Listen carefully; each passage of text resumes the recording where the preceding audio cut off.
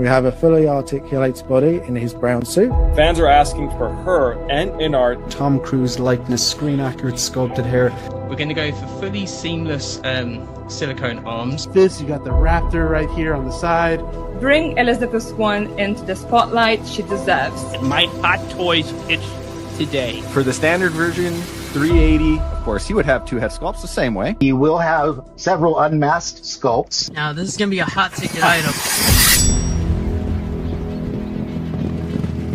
Of course, the standard figure base. That Daily Bugle office themed backdrop, double sided. We'll throw in a diorama base. Also get that like civilian clothing look. Grime him up, make him super dirty. And some A-Train Turbo Rush.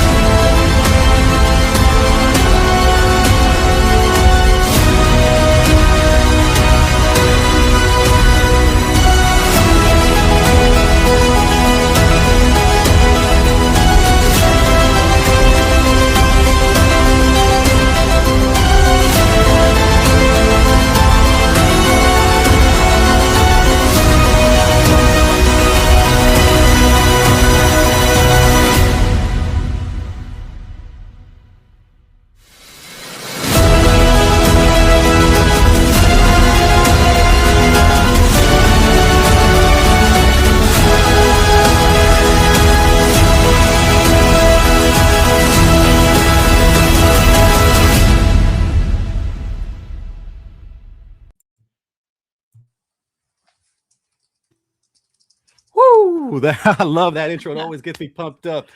Oh my goodness. Bienvenidos a otro capítulo de Más o Menos, a very special presentation. Este es capítulo 18, mayor de edad. We are officially 18, guys, 18 episodes. I never thought this would be possible. When I pitched this idea to Marco, I had to do a pitch. I pitched it to Marco many months ago, and I never thought we would get to episode 18, and yet here we are. Otro capítulo más. ¿Cómo estamos? Bienvenidos todos. How are we? I have an epic panel and an epic battle tonight. Oh my goodness, of epic proportions. I know what they're doing, and I'm excited. I'm giddy to share with you guys.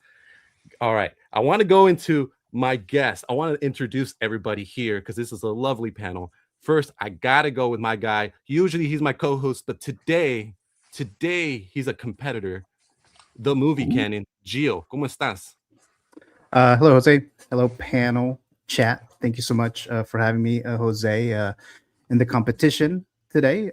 So it's going to be epic and difficult. I guess I'll have to accept my fate by the end. But yeah, I mean, Vita is undefeated, right? So far, she's undefeated. Yeah, so she is undefeated. So how I'm supposed to top that? I mean, we'll see. But buenos días, buenas tardes, buenas noches todos. Depending on donde te encuentras en este mundo. Thank you so much, guys, and looking forward to the show. So thank you, guys. Absolutely. And speaking of Hergeekyside herself, she is a Más o Menos original. She made her debut on this show. Someone down here on my here, he's also a Más o Menos original, but our very first Más o Menos original, Hergeekyside. Vita, how are you? ¿Cómo estás? I'm very good, thank you. I'm excited to be here as always. The show is one of the kind, really unique, and we always have a great time here. And I'm just always amazed by all the people participating and the ideas and you know the work everyone puts in. I think it's just amazing concept, and glad to be part of it. Thank you so much. Thank you. No, I appreciate you being here and being willing to participate. It takes a lot of time and effort to do it. So I always appreciate you always being down to come back and do it. I want to go ahead and go. We have a couple special guests. We lost one of them, but hopefully he can make it back. I want to go with my man, another Más o Menos original, Harrison, Viking Collectibles. I let you back on the show. Sorprendido? Are you surprised, my friend? I can't hear you. Oh no. Oh no. There we go. There, Rookie okay, mistake, good. muting myself. He was Yes, speechless. Yeah. Very happy to be back. Yes, very surprised, but yeah, very happy. I love it. I love this show. I love everyone on it. So as Vita said, very unique. It's a great idea. Always happy to be a part of it. So yeah, very happy. Yeah, and you're here for a special reason. You made it to the second round of the redemption tournament. So we have 2 concurrent tournaments. Everyone who's been watching the show, that's what, to catch you up on what's been happening. We have 2 concurrent tournaments. We have the Champions tournament, which Gio and Vita are participating in today, but we also have the redemption tournament, which you are a part of. Now, part of the redemption tournament, you did go ahead and defeat my man over here, Jim Collector, in the last round. You have moved forward. Now you're in round 2. You're going to go one-on-one with Phil, who beat Shane one six-figure focus. And today we're going to be doing your theme selection. So How do you feel about that? I'm looking forward to it. It can't be worse than rom-coms. So Absolutely. I managed to do all right with that. So we'll see what happens. Absolutely. Well, speaking of rom-coms, Jim Collector, you had some difficulty with that, but I'm glad you're back. Even though you didn't proceed in the tournament, you're back and you're here to support Vita. How are you?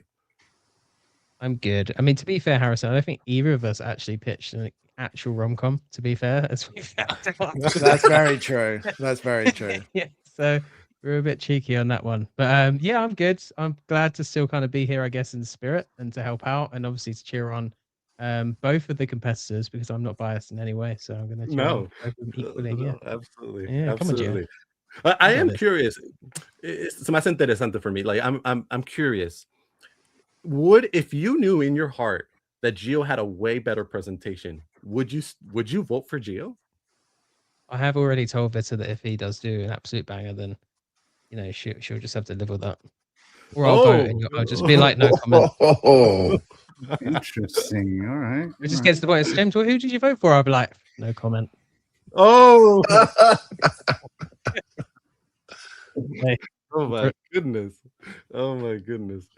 Well, I think he made it. Rogue One Photography. Phil, you are also part of the redemption tournament. You won your last matchup against Shane epically.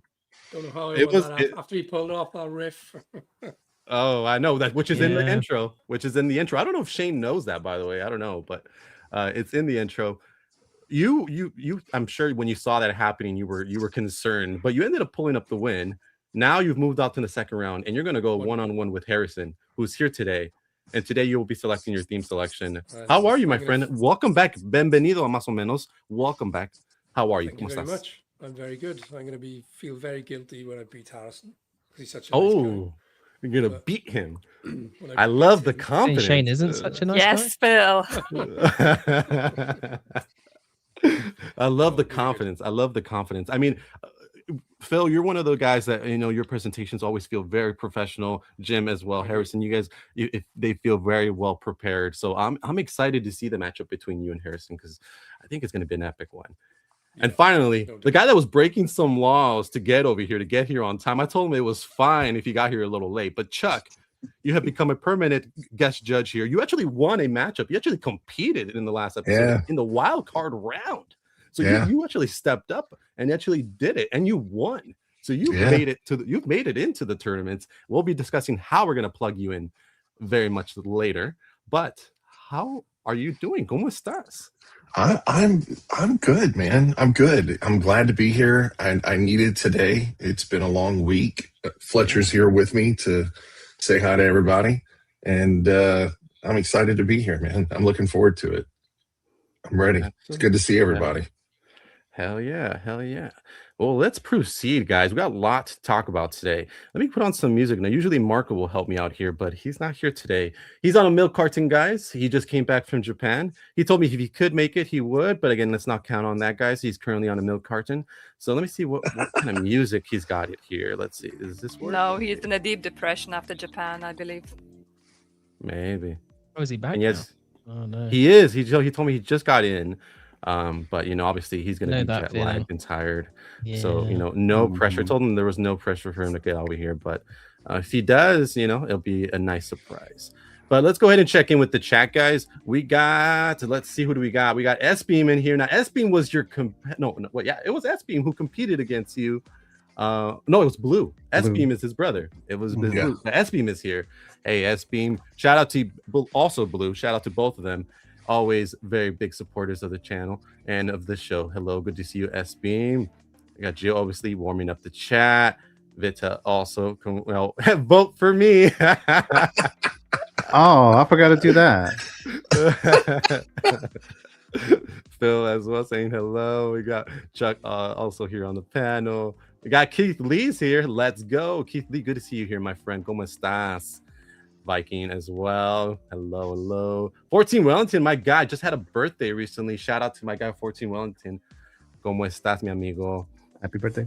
Oh boy, Vita has the headset on. She means business. Oh, yes, she does. I've seen what she did, man. Jill, you should be afraid. But anyways, Vita always means business. Yes, she does. She does not mess around, believe me. Yes, that's correct. Oh, we got my guy Sal, who competed in one of the wild card rounds and also a regular on this channel. I think I would call Sal also a Maso Reynolds original. Let me know, Sal, if you're okay with that title. I believe he's also a Maso Menos original. 14 Wellington says, I anticipate this will be a hard-fought battle of brains versus beauty. Ooh, as Vita is very smart. Oh, wait, what? Oh, that's hilarious. Oh my I'll goodness. take that. We got dreams and visions with a emoji of a bat. Oh, well, hello. Decía, ¿cómo estás? And just vote. Gio saying vote for me. And Sal there saying hello to Harrison. All right, guys, we're gonna go ahead and proceed. Now, usually I have a warm-up, but we got a lot to talk about. There was a lot of stuff that happened in the world of 1/6 scale collecting. So let's just go ahead and jump into it real quick. We'll talk a little bit about figures. We'll go ahead and then go into the theme selection for Harrison and Phil, and then we'll just do the main event, and that will be our show. All right. So let's go ahead and talk about some figures first. I want to talk about this one first. Let me bring it up because we have a basically essentially something that was pitched on this show, and it became a reality. Now, my guy Dave, X-Man Supreme, he did a pitch on this show a couple months ago, right? And it was for this. Now, guys, ¿están viendo nuestro programa? Is like, are these people at Hot Toys watching our show? What do you guys think? 100%.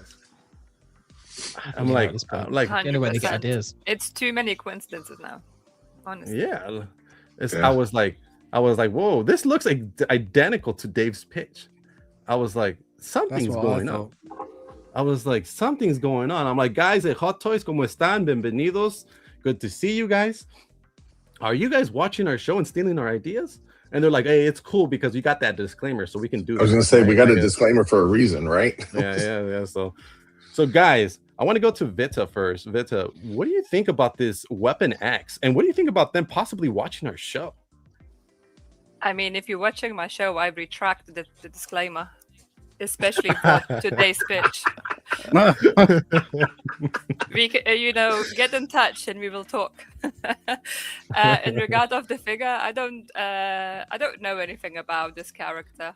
So I mean, it looks obviously some sort of Wolverine thing because it has the claws and it's jacked. But I have no idea what this is and what it where it belongs to. I mean, it looks cool. I mean, Seamless body looks like really cool, and the quality of the figure looks amazing. So whoever wants this figure, they are very lucky because I think it looks like pretty good.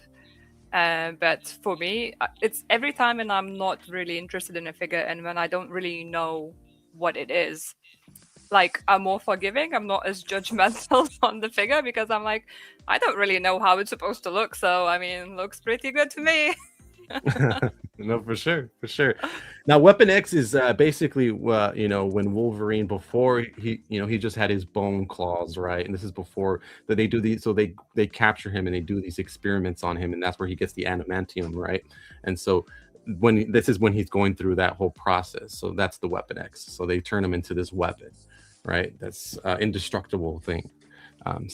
that's the Weapon X, and that's what Dave pitched on this show. Now, Gio, I don't remember if you were here for this show, but I know you've seen it because I remember sharing it with you. Is this a coincidence? Are they watching our show? ¿Qué pasó? What's going on? I don't know, because there's been a couple already that's actually came into fruition, and this one's particularly this one because like you mentioned, it does really look like the one that Dave pitched. Like it's almost exact, except it doesn't come with the tank. Because the tank would have been pretty cool. I kind of wanted that tank with the whole set. But obviously they're not doing that. But yeah, this looks really good. At first I thought it was a Hono, but there's a whole discussion about, is Hono dead? Is it still alive? Things like that. So, but the seamless body. I think this is the same body as the TVA Wolverine, the shirtless one. I think it's the same body. I think we were talking about it. We were talking about it yesterday, and a shout out to Dave, X-Man Supreme. He confirmed that is the same body from TVA Wolverine Hot Toys figure. So the same one. So with that, it's not going to be in scale, right? It's not going to be like that. So another shout out to Dave, because he was talking about that. That is going to be like the Hugh Jackman height in 1/6 scale here. So if that doesn't bother you, it's perfectly fine. All the other Wolverines are kind of like that, but yeah, it looks really cool. I am debating if I'm going to get this. I do think this is really cool. If it did have the tank, that would be no doubt, but I'm still thinking about it. But it looks great. It absolutely looks great. Absolutely. What are we thinking, James? ¿Qué pasó, Jim Collector? What are we thinking about this Wolverine? Are they watching our show? Tell me. Be honest. Do you think they're watching this show and stealing our ideas? I mean, I don't know, but I do have a fun mental image of Howard Chan just kicking back and watching each of our streams, with like a big popcorn and just laughing at us nerds debating all of this stuff, especially when we're unhappy and moaning about something. I can imagine him sitting back having a good chuckle to that. So yeah, maybe he does. Who knows? Or someone on their team. But this figure does look really good. I'm tempted to get. I don't have the connection to Weapon X, but I just really want to see how the body turns out, because obviously it's fully seamless all the way to the feet on this one. I don't know about the rest. I assume they're still swap out. But we haven't seen Hot Toys do a body like this. And I was talking to some guys recently how their silicone seems a lot better than, say, a lot of the TB League bodies that you get. Like I just got in the Iconic Studios Ryu, which is really awesome. It's a good seamless body, hefty, but the silicone on that doesn't seem to have the strength or longevity that this the Hot Toys Wolverine does on his arms. So I'm really interested to see how this turns out, because it looks really good. But I don't know if it's something I'll pick up, because I don't have the connection to this version of Wolverine as such, because I come from the movies, not from the comics for that character or and the cartoon. But yeah, it does look really cool. I think Hot Toys are cooking with this, which kind of makes some of their other things they've announced a bit more frustrating. Yeah, they did good with this one. Yeah, absolutely. Chuck, what do you think about this Weapon X, and then the fact that it was pitched on this show? It does. I mean, it is so similar. I mean, it really is, and it's I mean, it wouldn't surprise me if they were. Like if it came out that, like if they just continued to release things that were being pitched, it would not surprise me. I mean, companies, why would you pay for research and development if it's already being done for you for free? You know what I mean? Really good looking figure. I'm with Jim on this. I really want to see how this turns out final as far as durability is concerned. I know in some of the early seamless stuff that they were doing with the Wonder Womans, they had a lot of problems.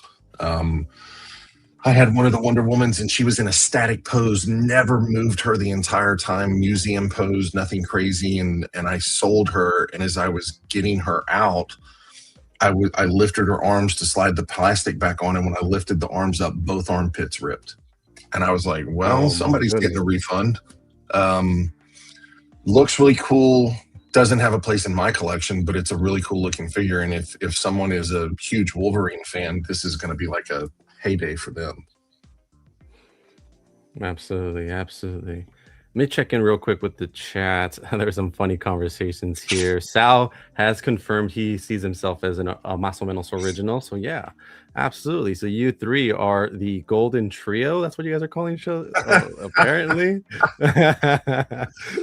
Oh my goodness, the golden trio. Okay, cool. Jose has good talent, Scout. I think so. Oh, somebody's singing in the chat. Are we gonna get a live performance here? Who's gonna sing this? Oh my goodness. Sal will sing. Sal. Jim says he feels left out. I'm sorry about that, my guys. Sorry about that. Adams is here. Adam, hey everyone. Good to see you, my friend. Good to see you. Glad you're here. All right, guys. I want to go, Harrison. What do you think about this Weapon X design? And do you think Dave's pitch was better? Definitely better. Well, it came with a lot more stuff, the tank, and yeah, really good. I do picture now though. Every time Más o Menos comes on, I can just see sort of Hot Toys there, sort of note and pad, like, all right, well, they're gonna, yeah, okay, yeah, we'll write that one down. Yeah, we'll save that. I can just see it now that every episode they'll be taking their notes ready for the next release. Yeah. But this figure looks really good. Just like a few others, it's nothing like I'm not interested in it, but that body is really, really good. It gets me excited for potential other pieces. The first one that came to mind for me was Kratos. His Greek version, because he wears the skirt, you've got the seamless legs, the seamless body. Like, if they can do this now, then there's a lot of more options out there. So yeah, hopefully, fingers crossed, we're getting closer and closer to no joints. That's the dream, I think. Yeah. Well, that's what Dream and Vision said. This is the future, 0 joints. Well, maybe not on toys, but other kinds of joints, maybe. You know, just saying. Speaking of Rogue One photography, what are we thinking about this Weapon X design? Is there something you're interested in? It isn't for me, no. The only Wolverine that I really wanted was the one from the movie, but I did actually pick up the Hono Wolverine, which is really good. Quite a weighty piece as well. But I honestly thought, and I genuinely mean this, I thought this was the drop because I had seen it before. And what I'd seen before was obviously Dave's presentation, because I thought, well, why are people getting so excited about this? It already happened. It's been announced, and it's been now on the stream. I thought, oh crap, yeah, it was Dave's presentation. It wasn't Hot Toys presenting this. So it would be nice to think that maybe one of their researchers trolls YouTube and sort of you would think what collectors are talking about. So, yeah, you would think. I think. I mean, why not? Licenses have dropped now off the back of presentations that have been on this show. So who knows? It is rather suspicious, but hey, I accept the flattery. Absolutely. I mean, that's the reason of this show, existing, right? So, they can get some ideas of things that we want and then hopefully implement them in real life. Honest, so some of the presentations have been bangers. They're amazing. So it wouldn't surprise me if a company picked up on that and thought, yeah, this is good. And people want this. Absolutely. Let's push forward. Thank you guys for your thoughts on that Wolverine. Now I want to talk about something a little bit maybe more exciting for the panel. I want to see what you guys think about this. Hold on, we don't want this right now. Oh my god, Here it's such a cute Let me kitten. pull it up. Oh my god, the kitten. Uh-oh. She pulled her out, Gio. She pulled her out. First shots fired. There's the figure, 1-to-1 kitten. Vote for Luna. 1-to-1 kitten. Born in 1995, always stays a baby. Oh my god. Guys, so it looks like they started a little early with the May the 4th drops, a lot of Star Wars announcements were made just the other night. One of them being this Yoda. Now, Yoda, there has been made before. There was an Attack of the Clones figure a couple of years ago. A lot of people love that version. And there's also the Empire Strikes Back version as well. That one was a little older than that one. Now we have this version. Now, this one, from the photos I've seen, looks incredibly epic. You know, it's something I'm definitely interested in myself. I don't have a Yoda. I had been waiting for a new Yoda.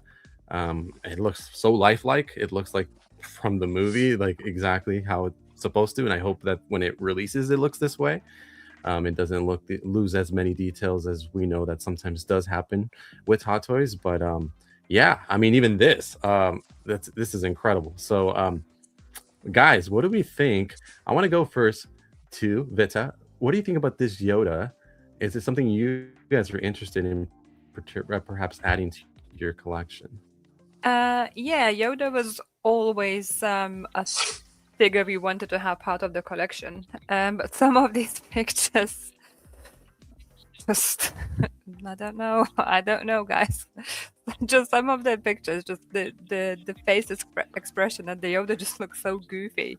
And you know, he's supposed to be you know, like old and wise, but obviously he has some like sense of humor as well around him. I'm very interested. I would like to see that top left one. Yeah, I hear you. It's look like it's like an old man like help me kind of thing, rather than the bottom two. It's a bit more like I feel like, you know, action shots definitely look better for me rather than the top ones. It just looks like they're very kind of helpless in that top left picture for me. It's just like I cannot do anything anymore. But yeah, this figure looks pretty good, to be honest. I don't know what Jim thinks, because he's obviously a much bigger fan of Star Wars than I am. I like the Yoda character as he is, but I definitely preferred his determined kind of action looks in this specific figure. I mean, I don't really care for much of his accessories or anything, because I'm more interested just into Yoda himself. For me, like, technically Yoda doesn't really need accessories. You know, what is his accessories? He doesn't really use anything. Lightsaber and Yoda, kind of. That's it. Well, for me anyway. So yeah, I'm quite excited. I feel like I've been saying for a while now that we should be getting like different figures from the franchises. Like I literally like mentioned it on our show this week, and I think this is the way forward. You know, bringing these like characters and redoing them to match the current lineup. You know, like you want to have a lineup of the same quality rather than have one really new figure and then one very old one. For me personally, it just doesn't look nice in a display. I feel like especially if you have like presentation or you want to build up the scene kind of thing, you know what I mean? Like for my eyes, I would like the figures to be the same kind of quality and the standard and the same detail, rather to have really bad ones and then really good ones. For me, the bad ones would, you know, destroy the display in a sense, but that's just my opinion. No, yeah, that makes a lot of sense. You know, they've always I've heard many conversations in the collecting world about how, like, you know, if you have a lesser than figure, I mean, it also always comes up with like third parties, right? Like if you pair an officially licensed figure with a third party, like does the third party like make it look bad? So I completely understand what you're coming from. I want to go next to, speaking of, you spoke about Jim. Now, Jim, are you excited about this Yoda? Is this something you guys are looking to get? Yeah, I've wanted a Yoda for a long time, but all the earlier versions have retained their price, so I haven't wanted to buy back. And it's been one of those figures where it's like, it hasn't happened for a long time, but I got a feeling it's going to. And I think the fact that this comes with 2 head sculpts and seamless wrists as well, which I thought surprising, but not an unwelcome surprise. You know, it's nice to see. I thought they went all out for this. There is like one picture in here to touch on what Vita was talking about, where he's sitting on his hover chair and he's kind of looking to the side and he's kind of doing this. And it just reminded me of, like, do you know the old intros, like an 80s sitcom, where they all turn to the camera and they're like, they do that kind of thing. It just reminds me of that so much. Like this one here, like this is his 80s like sitcom intro. It's just like they'll come up Yoda or like the actor that plays it and like, yes. It's literally like those girls, on like Instagram and TikTok, like glamour shots. Yeah. It's just glamour shot. Yeah. Glamour shots. So I think that kind of like knocked it a bit for me in some ways, but it comes to head sculpt, so I can't complain. And it is prequels Yoda, but yeah, I'm definitely gonna get him for this one. Really excited for that. Absolutely. A lot of happy May the 4th comments in the chat. Happy May the 4th to you guys. A little early, but yeah. Estimated guest price for Yoda. Is it not on Sideshow yet, guys? I don't know. Gio, do you know anything about that? I don't think it is. £215 on Toys on Fire, Ooh, which is where not bad. generally order, plus shipping. It's Okay. tiny. Not bad. Pretty good. So I mean, I don't know what that is. Maybe 260. Is it on Sideshow now? Let me check. Because last time I checked, Yeah, it let's wasn't check. there. But let me see. Clinton Martin says, "Howdy, folks. Clinton, good to see you here, my friend." Not And, yet.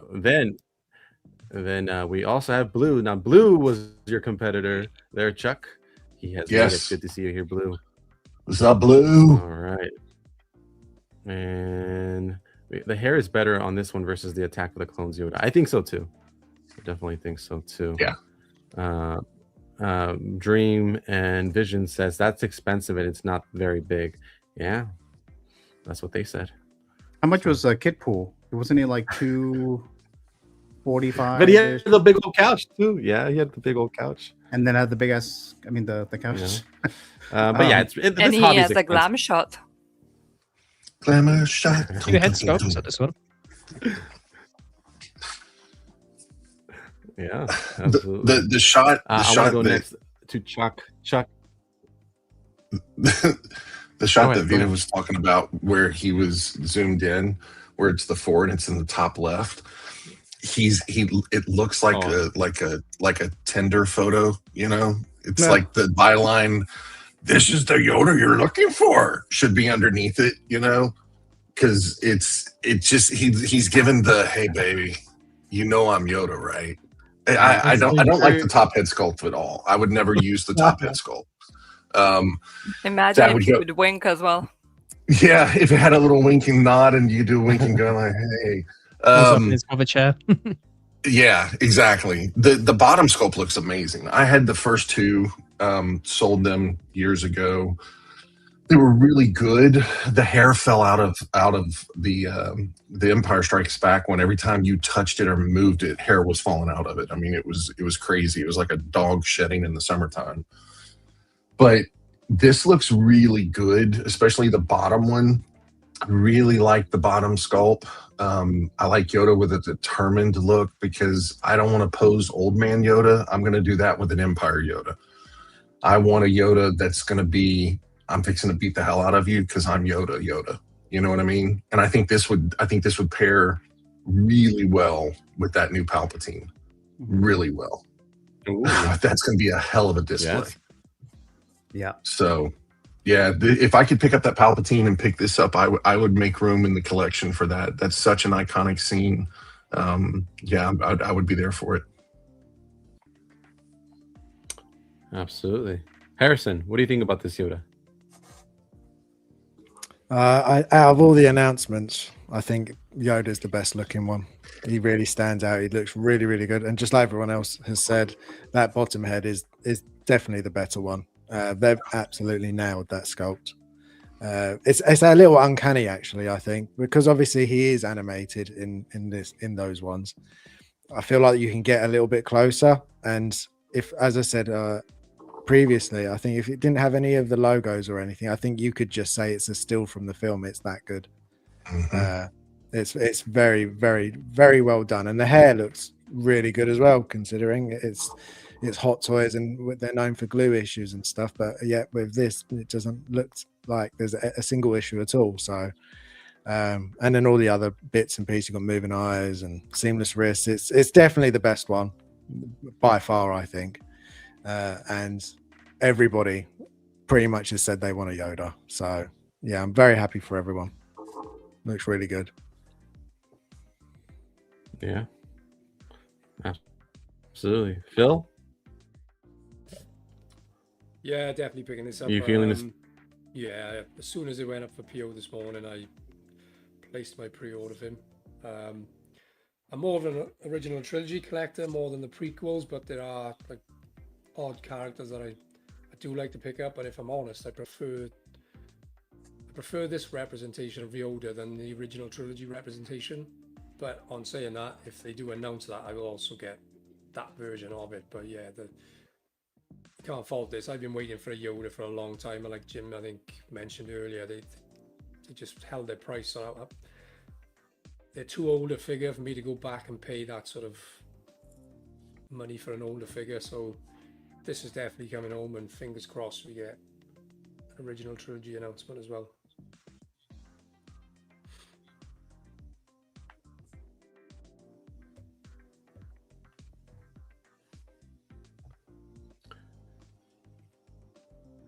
Okay. Yeah, no, absolutely. Sorry about that, guys. My computer is acting up on me at the worst possible time. And with Marco now being here, that makes it a little complicated. But I will push through it. I think we're okay. Can you guys hear me just fine? Yes. Good? Yeah. Yeah. I think there's a delay with Yeah, Jose. there's a delay is I what will it push is. Yeah, Through seems to Gio, me. you might have to leave the conversation. I might have to exit out and in. I'm going to go ahead and bring up the next topic. Yeah.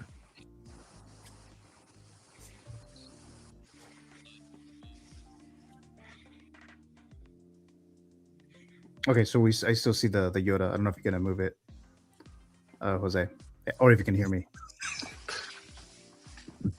Jim and I are dancing. All right, just keep talking, guys. I'll be right back. Okay. Well, I mean, I haven't had a chance to really speak this one here. Yeah. But, this Yoda, I need a Yoda. So I was waiting for one. I was thinking of maybe buying backwards, because that's one of the OT characters that I'm missing with that one, and I need a Leia. So there's some others, but that's definitely was one of them, and it didn't matter which Yoda. I just wanted one, and then we had those other announcements and releases like the Attack of the Clones, and then the Revenge of the Sith, the Palpatine. And I was like, they gotta announce another Yoda at least to go with that Palpatine, like you guys were just talking about. And then sure enough, we're getting that Yoda, and it's not available for pre-order yet, from what I can tell. But I'll pre-order that. The degree with him as well, though. Like that was one of my first Black Series figures, Command Degree. And I like the camo on Troopers, but if that tanks in price, I may consider that the Command Degree. Yeah, I'm not a clone trooper guy, but somebody said in the comment, I think it was Caleb. Yeah, Caleb says I gotta have the pissed off Yoda killing 501st clones outside the Jedi Temple. I might that sounds cool to me. Like I'm not a clone troopers guy, but if I have a Yoda and a couple of clone troopers in the scene with Yoda taking them out, that'd be a cool display. So now I'm thinking about that. But I do have a Palpatine, so I'll most likely go that route. But yeah, I'm excited for this. But Sideshow is not available, from what I can tell. It's not available yet. But as soon as it is, I'll be pre-ordering this Yoda. Hell yeah! Can you hear hell us? yeah. Has everyone been able to speak? I hear you guys. It looks like we're okay now. Has everyone been able to talk about Yoda? Yep. Okay, great. Okay, so we will move on. I want to talk about this one. I think there's someone on this panel and that is actually a fan of this movie. But I don't know. Maybe I'm wrong. There are no leaks on this show. But let's bring it up. Let's see. Hold on. Let's see. Some anticipation here. Come on. Oh no, not. That's not what I wanted to bring up. Sorry, that's not what I wanted to bring up. Sorry. Sorry, I have like 6 tabs open. Maybe that's why it's acting really weird. That's what I was getting kicked out all the time a second ago, was because it changed my They're gonna be camera like, this guy's an in the amateur. background. Sorry, guys, I don't do this. Right, Jose. Mm-hmm.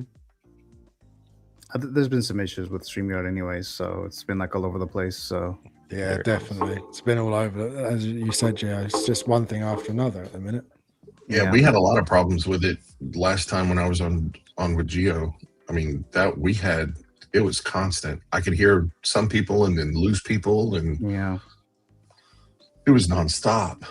Yeah, it keeps happening, and other streams, other shows. So it's got to be a StreamYard thing, but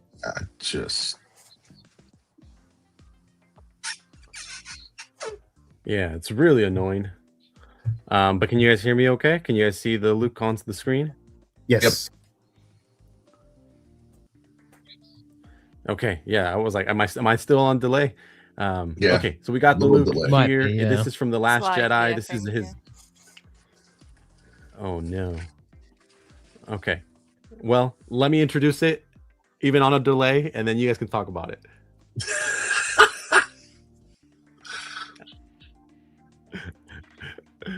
So anyways, so this Luke is from The Last Jedi, which is the most popular Star Wars movie, aka sarcasm.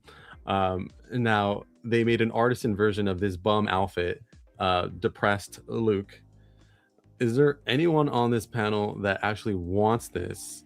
And what is the purpose? Do you guys, can someone please tell me, is it just because they just had a bunch of them laying around and they just felt like, well, might as well try to get some money out of it? What do you guys think?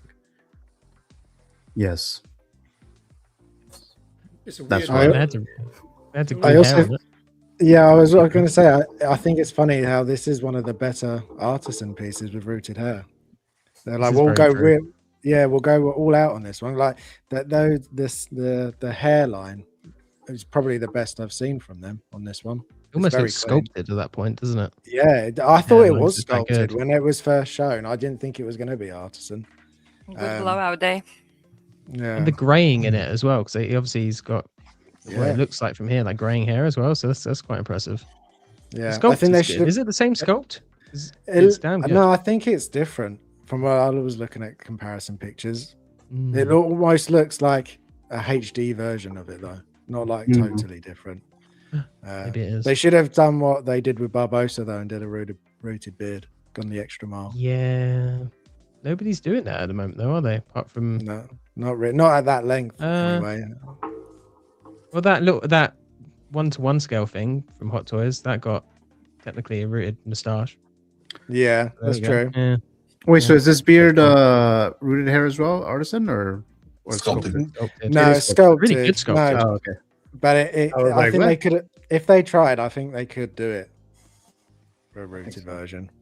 I just really hope for their sake that they don't plan on making more than 50 of these, because this will absolutely be the, without question, you're going to see the, and if you spend $300 on 2 figures in the next 4 hours at Sideshow, you can get a free artisan Luke Skywalker from, I mean, this, no one wants this. No one.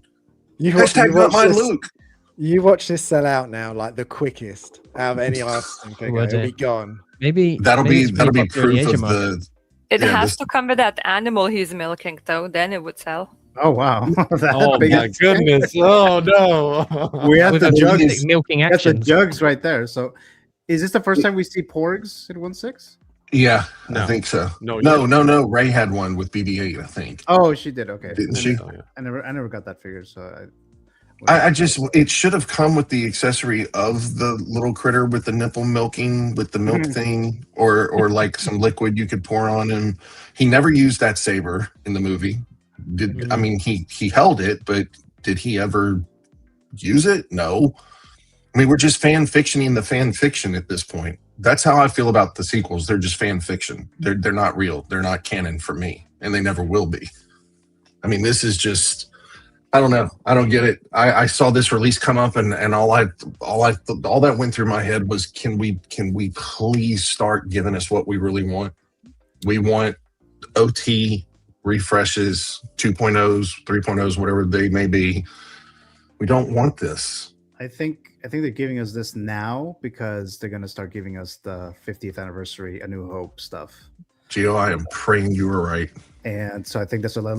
Let's throw this out now because they're not gonna buy it if we do the other one before this be one. Disney mandated as well. Oh, that They too. did the Yeah. Poe Yeah, last that's year. true. That's very true. Yeah. These are going to end up Which in still is to come out. Galaxy's Edge, you know, Yeah.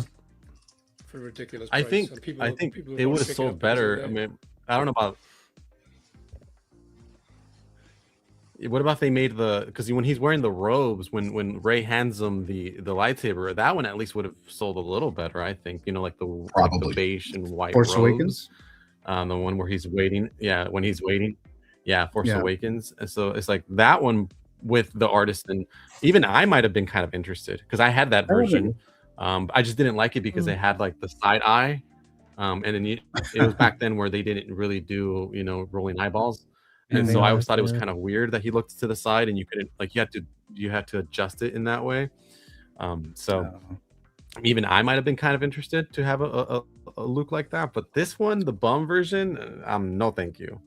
That would have been a better idea if they're gonna go this route, a sequel, Luke. But they went this route, so I don't know. I think it's a good sign though that for people that are fans of the sequels, that they still have the license going, because I know like a lot of people, like for example Will, he loves the sequels, and like the fact that they're doing this, maybe they'll be doing the new Kylo, the new Rey, and that those are needed, I think, for the people that do like the sequels. I think like even Kylo, if they did a really good new one, cool. I would be quite tempted to put that in the Sith display. Oh, okay. I would get it. I'd be down for Kylo. I love Kylo. I'm angry I'm angry for the same reasons that a lot of people are. And please, if I'm pooping on anybody's fandom of something, I apologize, but I'm old. I'm 55. So seeing, for me, I waited 35 years to see Luke be just a badass after Return of the Jedi, and I got drinking blue milk. Sad, depressed, teenage emu Luke. I mean, it's teenage emu Luke. Makes me sick. I liked episode 7. I thought that was quite good. It's a storytelling trope.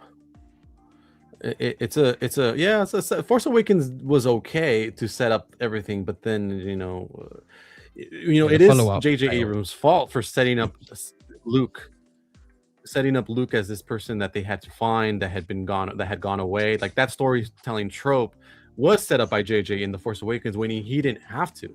You know what I mean? Yeah. He didn't have to set it up that way. So a lot of people blame Rian Johnson for what for good meth. I mean, he took it to the extreme, but like, he had to go with what the story had been set up for in 7, right? So had they not done that, like, I don't know. I think they wasted too much time on him being this grumpy old man, like, and 100%. Anyways, let's not really get into it. Anyways, anyone actually buying this? Like anyone?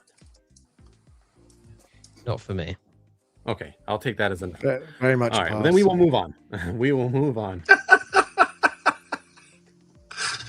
Okay. Okay. Sorry for the rage. No, good. No, you're not. Fine. That's rage. It's this is my passion. show, dude. We'll do whatever the hell you want. No, I'm the same. And when I went to Galaxy's Edge, that was probably my biggest disappointment, is that it was so focused on the sequels. It's all the sequels. Yeah. Even though it's fantastic, don't get me wrong, but I was slightly disappointed that it was. Well, it is. It's all. There's so much other stuff they could have done with OT. So much other stuff they could have done there. And they just kept that. At least the Millennium Falcons there, Phil. Well, they've changed that now. It is. Yeah, they have, haven't they? Yeah. What have they changed? All right. They've changed. So now they're going to be focusing on all eras and a lot of OT. So good. Oh. It's not going to be. It's not going to be just the sequels. All right. Must have been okay. Cool. I'm just checking what you guys are saying here there in the private chat. Now Zeb. Now I love Zeb because I was a huge fan of Star Wars Rebels. This is something that I'm very interested in. I want to see how he plays a part in the Mandalorian and Grogu film. I'm very excited about this. Again, if anyone who doesn't know, Zeb is based on the original design of Chewbacca. So Chewbacca originally, when he was first drawn, would look a little bit like Zeb. Now, after a while, it became what we saw in the film. But the original designs looked like Zeb, and that's what they pulled from when they did this character in animated form. So, again, I'm a big fan of Star Wars Rebels. I'm not sure if any of you guys are. Is there anyone on this panel that is like really excited about Zeb and wants to pick up Zeb? No, he's not. He's not for me. I'm glad they have released him because I think a lot of people have been crying out for a Zeb. I am excited to see him in the movie, although I'm not overly excited for the movie. But no, I'm glad it's been released, and he looks really good as well. To be fair, they've done a good job of it. But yeah, it's not for me. Yeah, I think they did a bang up job on this with the fur and the beard and everything. See, there you go, Harrison. That's a rooted beard, technically, for you right there. So they have. They can do it. Yeah. Oh, Yeah, see, proof that they can, so they should be doing it. But they should do it. I am happy for a lot of the fans that are getting more of the Ghost crew. I think hopefully you'll get to see more. You get to see Ezra, Kanan maybe. Although I don't, I'm not. Maybe Kanan will appear, but I don't see it. But I enjoyed Rebels. I did have to force myself to watch some of it, but the main storyline I really did enjoy. Obviously, the Maul storyline, the Ahsoka stuff, the Kanan stuff as well was really good. So, yeah, I'm happy for people that have got this, and I'm glad they actually put effort into this one as well, because this does actually look like a really solid release. So, yeah, I'm happy for that. Yeah. Yeah, man, there's a lot of epic moments, you know, obviously when Ahsoka confronts Vader for the first time. I remember the finale for that, I think it's season 2 or so when that happened. That's such a good scene. That was epic, you know what I mean? Yeah. So, again, I'm huge on Zeb. I want to see how he plays a part in this film. Again, I have a lot of the Rebels characters. Obviously, they're live action interpretations. I have Sabine. I have Hera. I don't know why it sounded like Sarah. Hera, Sabine. I have Chopper. Now I'll get Zeb as well, and hopefully, maybe they do eventually do a Kanan, and an Ezra as well. Now Ezra, most likely they will do for the next season of Ahsoka, hopefully, and then that way we get the whole crew of the Rebels. Anyone want to speak on Zeb before we move forward? I think anybody just you know, obviously this is a very impressive artistry here, even if you're not buying it. Is there anything specific in particular? Yeah, this I haven't watched Rebels. Go ahead. I feel like I've heard about this character. Everyone talking about this Zeb character in Rebels, that he's such a badass and he's cool and everything. But I never actually, I haven't seen the show, so I don't even know what type of character he is or, you know, how he is and things like that. I guess I'll get more of an idea of how he is in Mandalorian and Grogu. So I'm excited for all the collectors who've been wanting this character because, you know, I've been hearing that people want this one here. So it looks good. I can't compare it to anything else if it looks like the character in the show, especially when it's animated. But it looks cool to me. But yeah, I won't be picking this one up just because I have no connection to it. What Gio said. Yeah, it's very good. Very, very good. I'll be interested to see if now they've done it, if they'll then do the Rebels version as well, as like maybe an exclusive or just another version of it. Because I feel like there's a lot of new parts to him and lots of new sculpts and body and hair. And so I can't see this will be the last time that they do him. They do with the same figure, just with a different outfit. Exactly. 100%. Yeah. Yeah. 100. I could really see that happening. And they love to do that. Yeah, and he looks really good, really good. Rebels is great. I think when I was watching Rebels, I think I actually preferred that more over Clone Wars. So yeah, Rebels is great. If you haven't watched it, Gio, you should watch it. It's really good. Yeah, I've been told by many people to watch Sounded it. like a no. That was a very much like a, yeah, okay. Yeah, well, no. The thing is, I started watching Clone Wars, like the first couple episodes, and I didn't get into it. So I was like, if I'm not gonna like that, Clone Wars is harder to get into, but it pays off once you get towards the end. Whereas Rebels, I found Clone Wars. Yeah, whereas Rebels I found easier to get into, and there's definitely more of a straightforward story I found. Some in of Rebels. the best scenes in Star Wars are in Rebels, to be fair, in like certain Yeah. aspects. Like you've got Maul and Obi-Wan. Like Yeah. that scene is so Ahsoka and good. You've Vader. got, yeah, Kanan's So- scene. That Kanan, like yeah. stands out to me still. Like that bit, that's epic. So it would be fair to say that Rebels is better than the Clone Wars series? Ooh, not for some. Debatable. There's a lot. Yeah, there's a lot in Clone Wars that's still very, very good. But it's hard. I think there's just so much, and as you said, there's so much filler as well. To get to the good parts is more difficult. Whereas I And found then- with it was just an I skipped easier to my watch. Clone Wars. And then how Yeah. many episodes are there per season?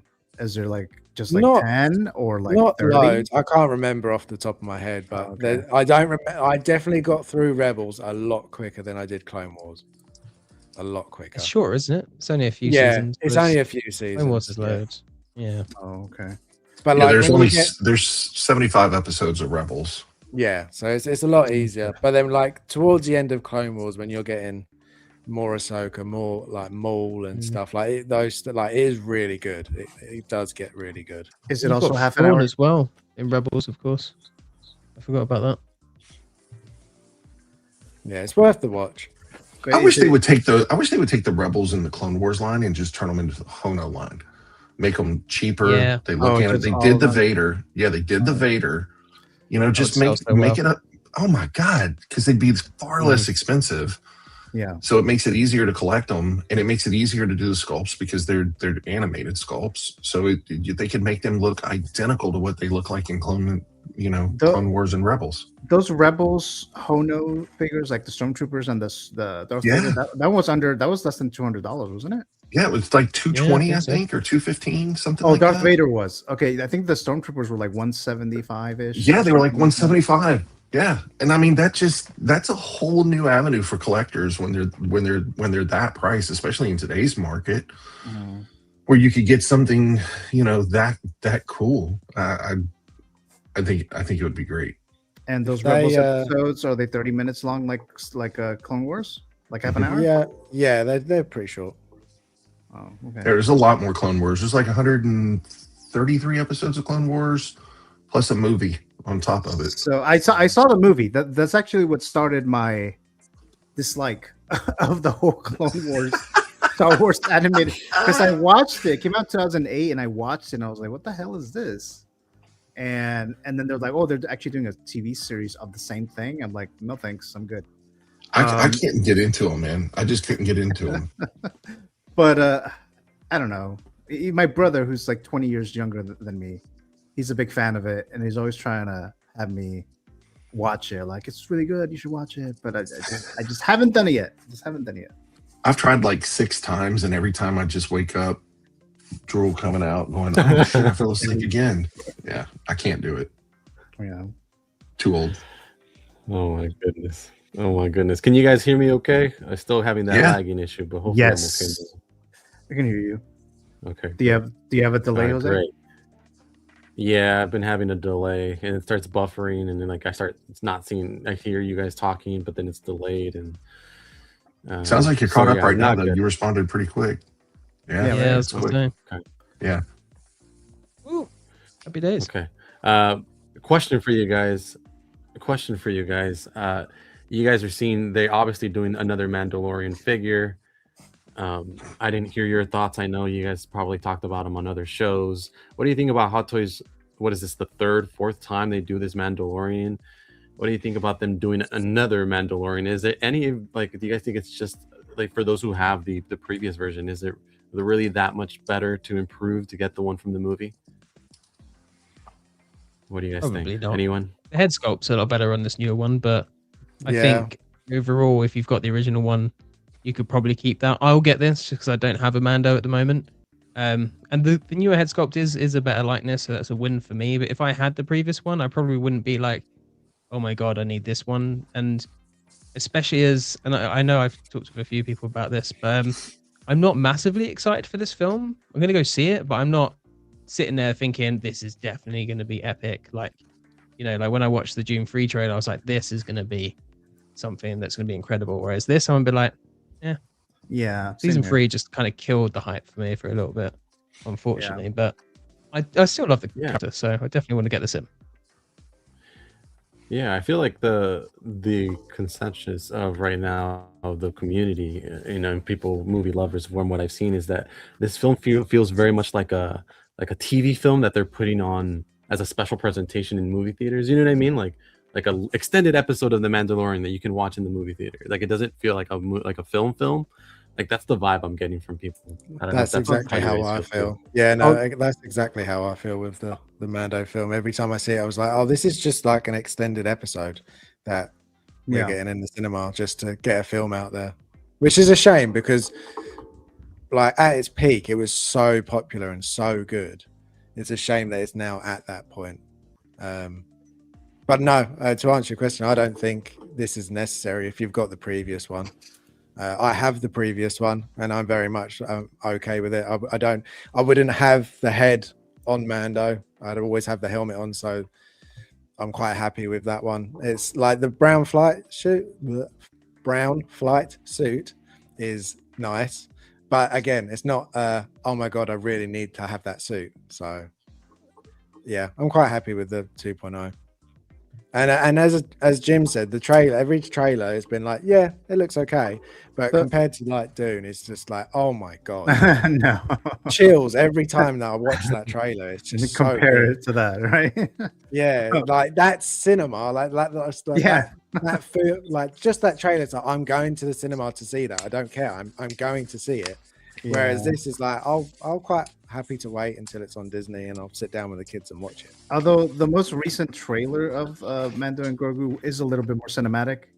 I did get a little bit more of that in the most recent trailer than the other ones. The other ones, they just seem kind of like, I don't even know what's going on. It just looks like a teaser for season 4, but the latest one, it's better, but I'm still not super excited as I should be for a Star Wars film returning to theaters after Rise of Skywalker. I should be more excited about a new Star Wars movie in the theater, and we're getting this, so I'll watch it, but my expectations are a bit low, but we'll see. Hopefully it's good.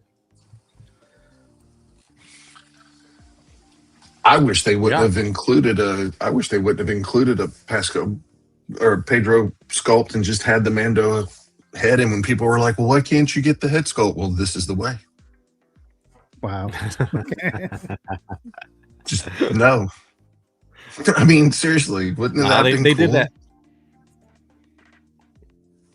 It'd be interesting, but they did that thing where they're just like, oh, look how much better this new version is, Yeah. Go sell your previous version.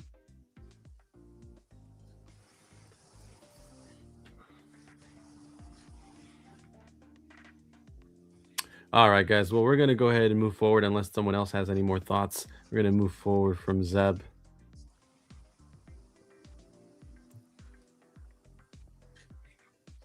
Sounds good.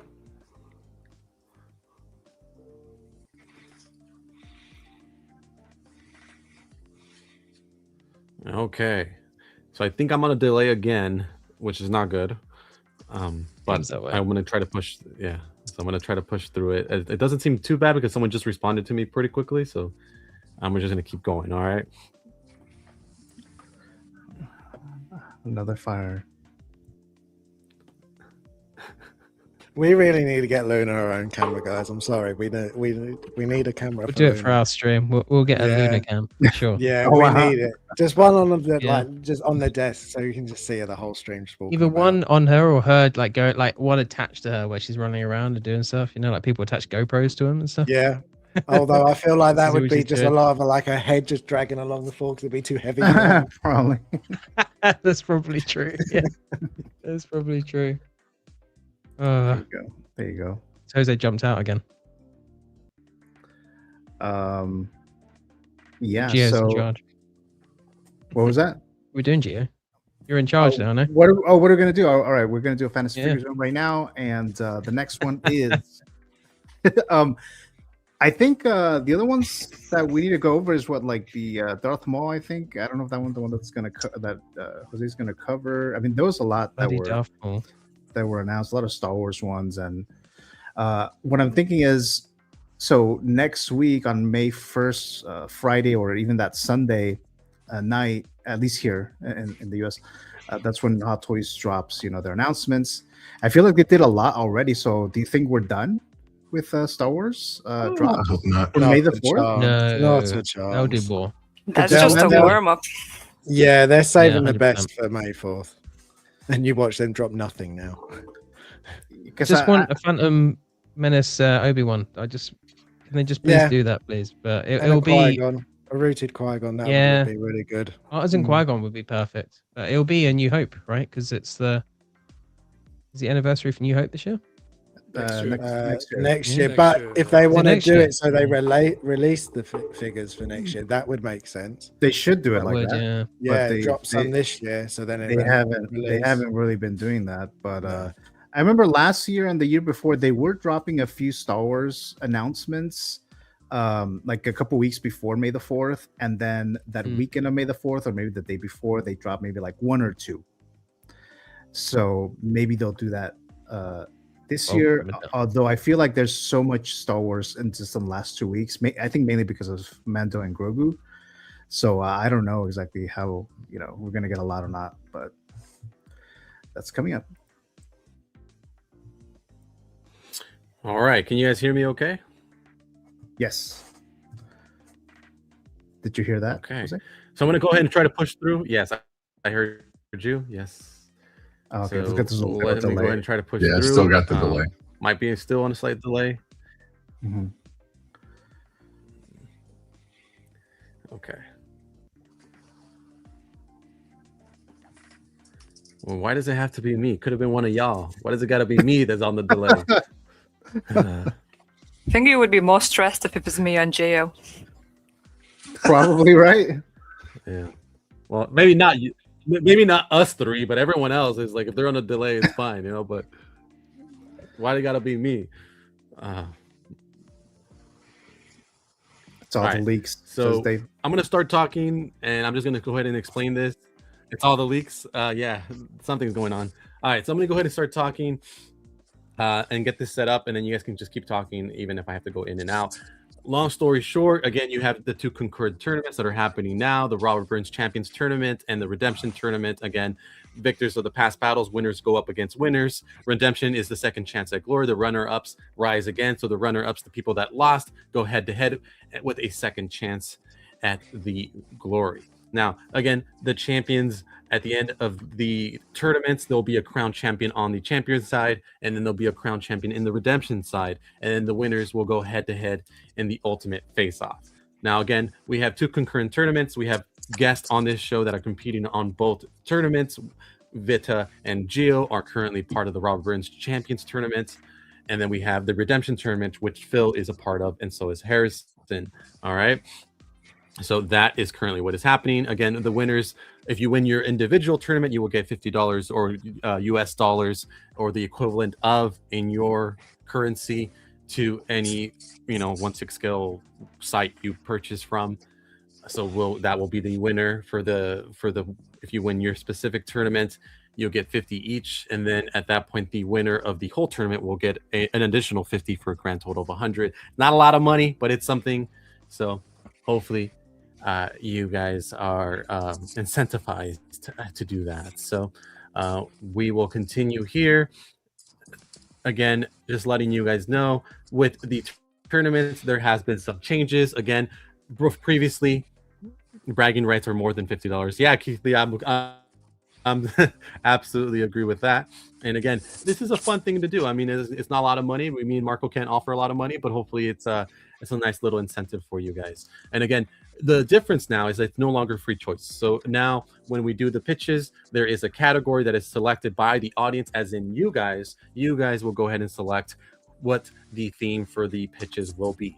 Now, usually it'll be something like actors or actresses, directors, a specific genre, or a specific era or year of television or film.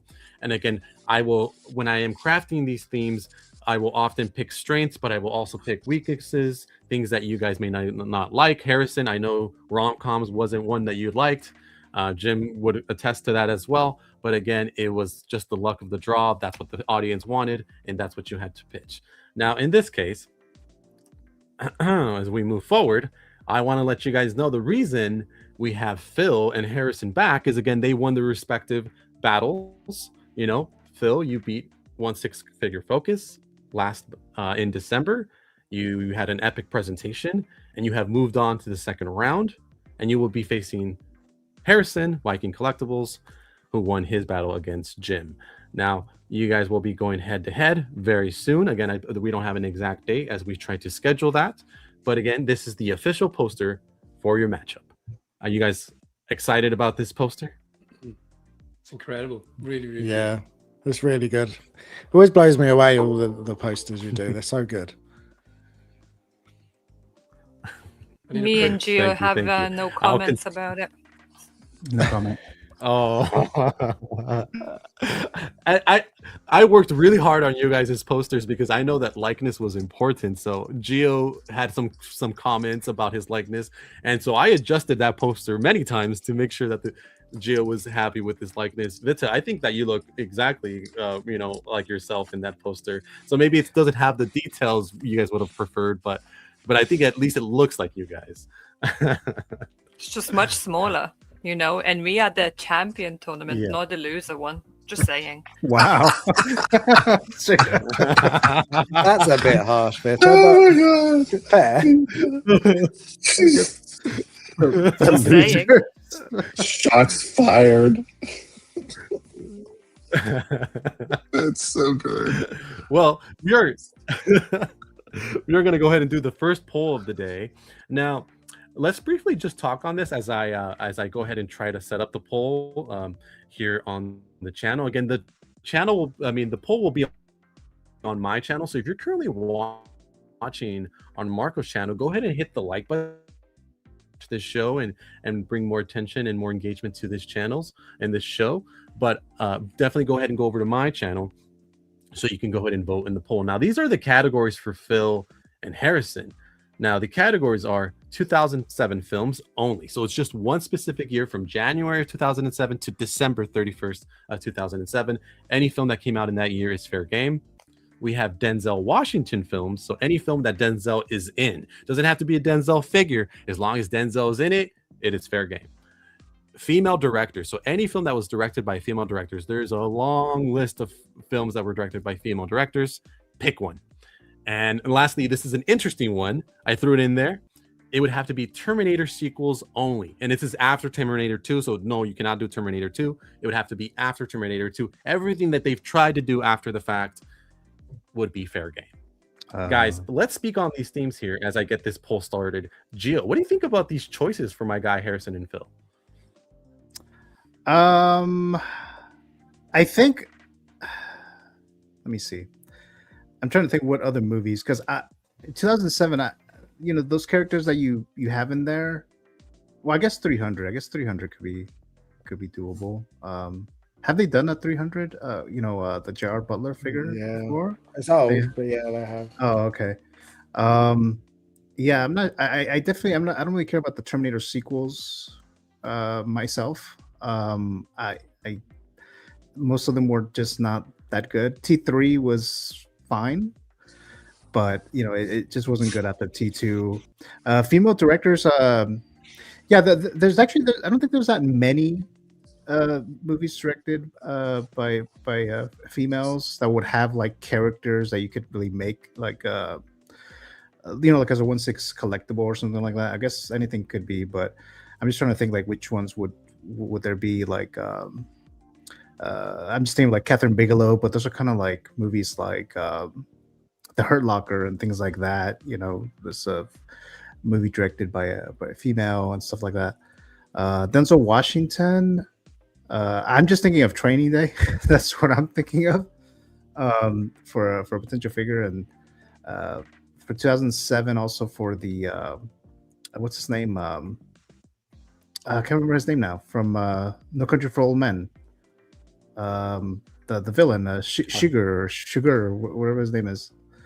That would probably be a cool figure. So I have to really think about which one of these I would I would vote. Maybe Denzel is probably the one that I would end up voting for, but that would probably just be my pick there. Interesting. Interesting. Very interesting. Jim, what do you think about these choices? Much better choices than I had. To be fair, I think there's a lot of good opportunities, and actually, Gio struck a interesting thought about the female directors. I was just looking at it, and there's a director called Nia DaCosta, and she directed Captain Marvel, and she did the Bone Temple as well, and Candyman. Remake, so she's got a few things that I would probably buy figures from. So that could be quite an interesting category, actually. So that might be my vote. If you've got that'd be a really interesting character. HBO Max, I've just signed up for HBO Max, and they've actually got a category on female directors at the moment. There are quite a lot on there. There's quite a lot on there. So. I like that as a category. I think that'll make be quite eye-opening for a lot of people as well, and put a focus on female directors as well, because it's yeah. Exactly. No one mentioned that. We're not going to get a vote for that. We're going to get something else, but.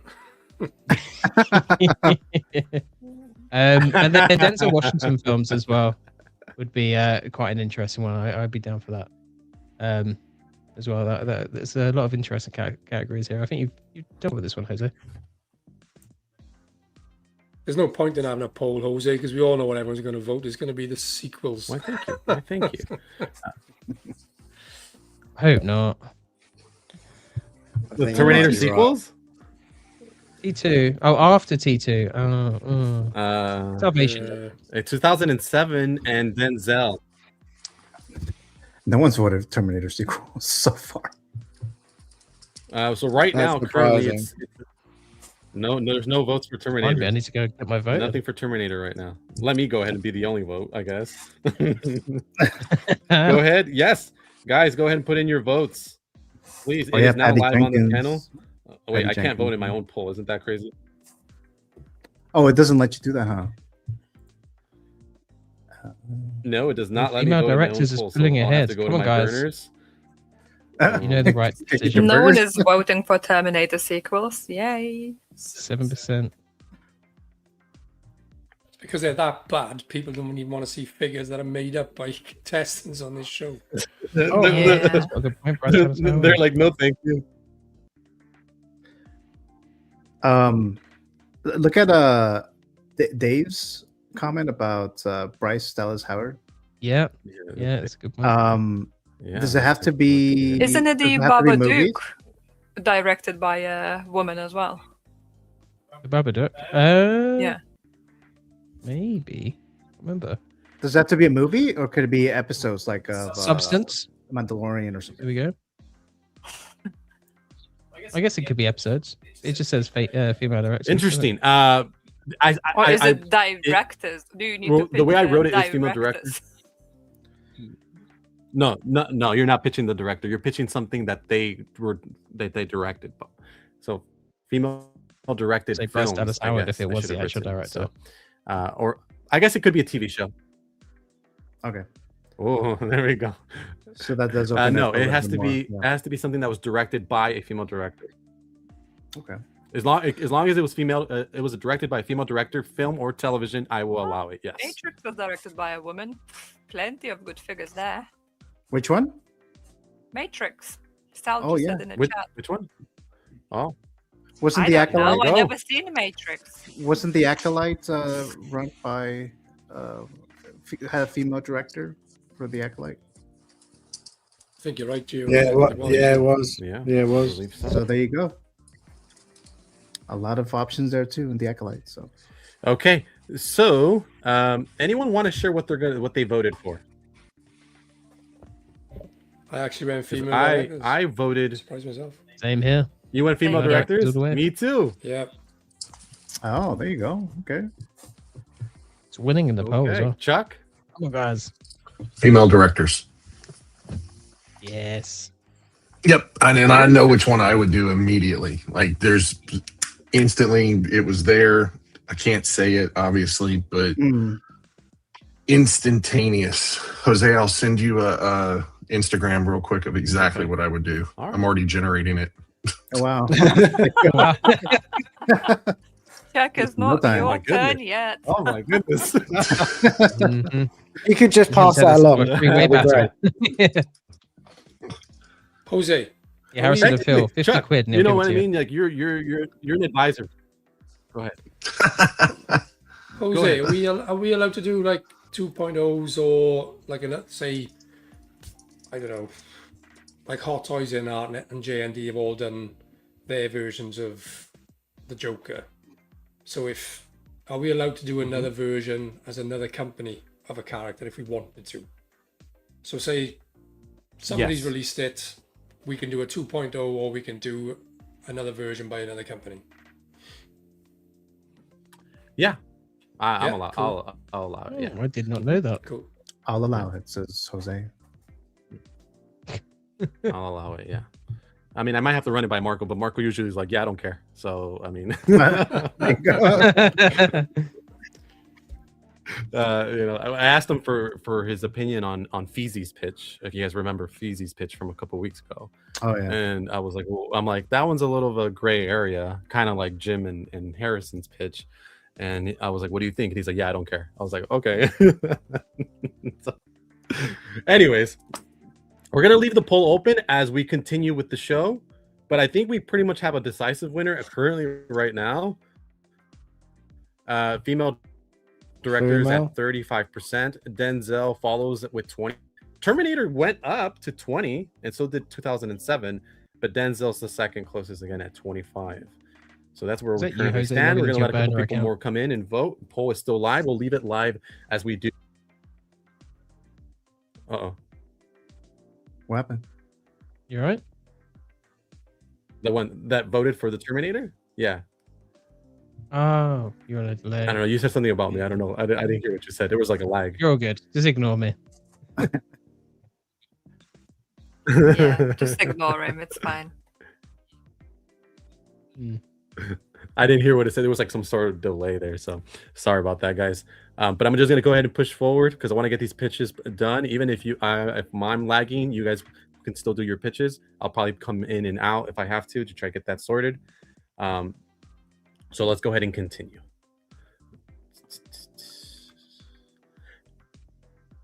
So again, it is time, guys. It is round 2 of the Champions Tournament. Vita, you are back in round 2. You're facing off against GOD Movie Canon. I hope you guys are excited. Again, you guys will advance to the semis. I believe it would be the semis if you win this matchup. So I hope you guys are excited. Now, your category was 1995 films. That was what the audience selected, and that is what you guys had to bring. So let's go ahead and read the disclaimer. Gio, you can read Español muy bien. Por favor. ¿Me ayudas? Well, I'll try. Here we go. Okay, so es descargo de responsabilidad. Al participar en este programa, reconoces y aceptas que cualquier propuesta, idea o concepto presentado durante la competencia se ofrece de manera libre y sin expectativa de compensación o participación adicional. Entiendes que al presentar tu propuesta renuncias a todos los derechos, reclamaciones o propiedad del contenido presentado. Además, aceptas que la propuesta y las ideas relacionadas ahora se consideran de libre uso por parte de las compañías o cualquier parte asociada sin obligación legal alguna. Al continuar con tu participación, ¿estás de acuerdo de estos términos y renuncias a cualquier derecho legal o reclamación de compensación respecto al uso de tu propuesta? You got it. Perfecto. Bravo. Muchas gracias. That was so good. Muchas gracias. Muchas gracias. Okay. And I'm going to go ahead and have the English version for everyone else who did not understand. English version will be read by my guy, Chuck. Chuck, can you read this for me?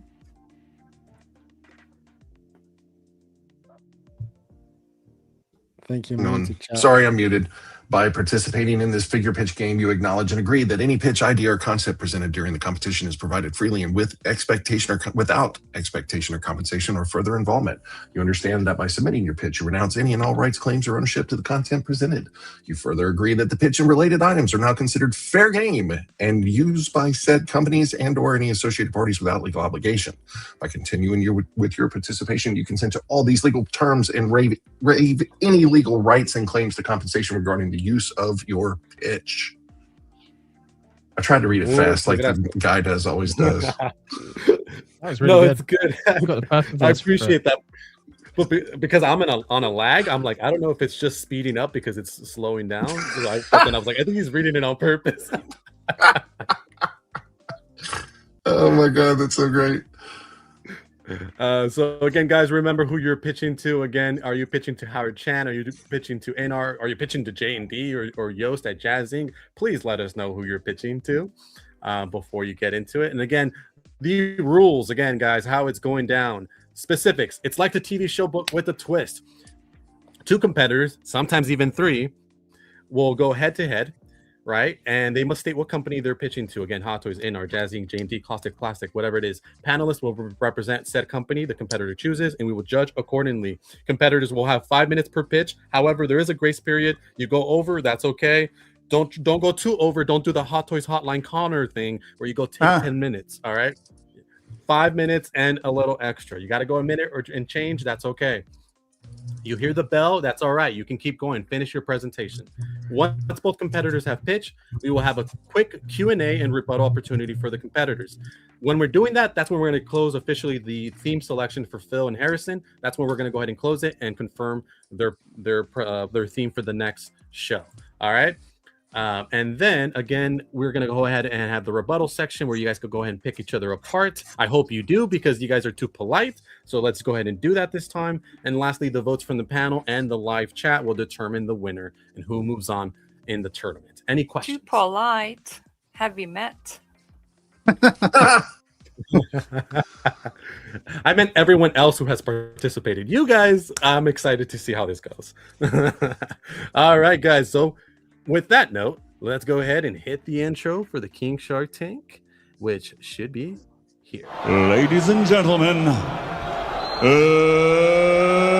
let's get ready to rumble!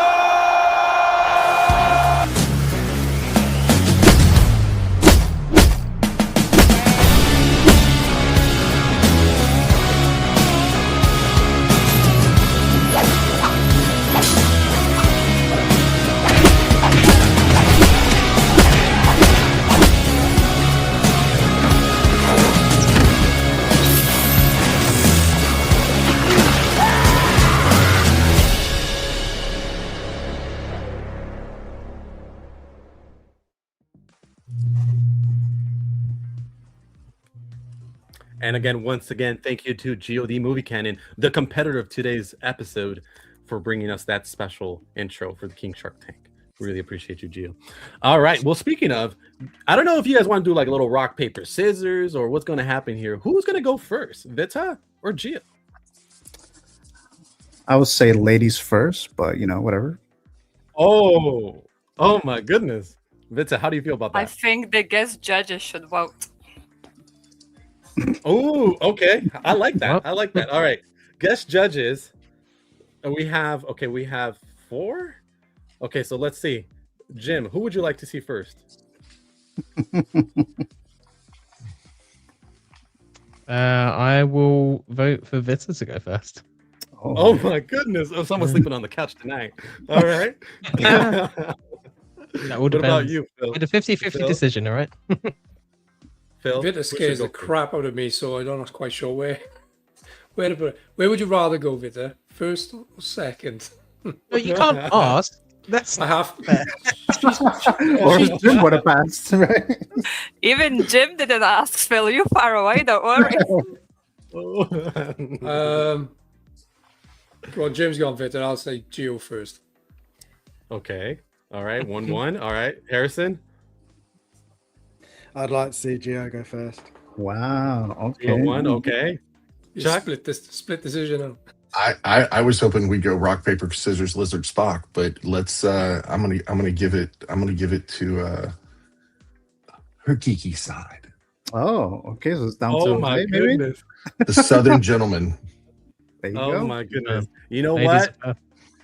You're gonna make me do it. Oh my goodness. Audience, anyone, please give me a vote. I'm gonna go. I think Gio should go first. Wow. Okay. All right. Gio, you're prepared for this. I think you're prepared for it. I think you're ready. I think you should go first. No one's prepared for Vita. Sorry, but no one's prepared for that. So I guess That's why you should go first. You know, just get it out of the way. True. All right. We can do it. All right, go ahead whenever you're ready, Gio. I So- am gonna need a timekeeper. So who can volunteer to be my timekeeper?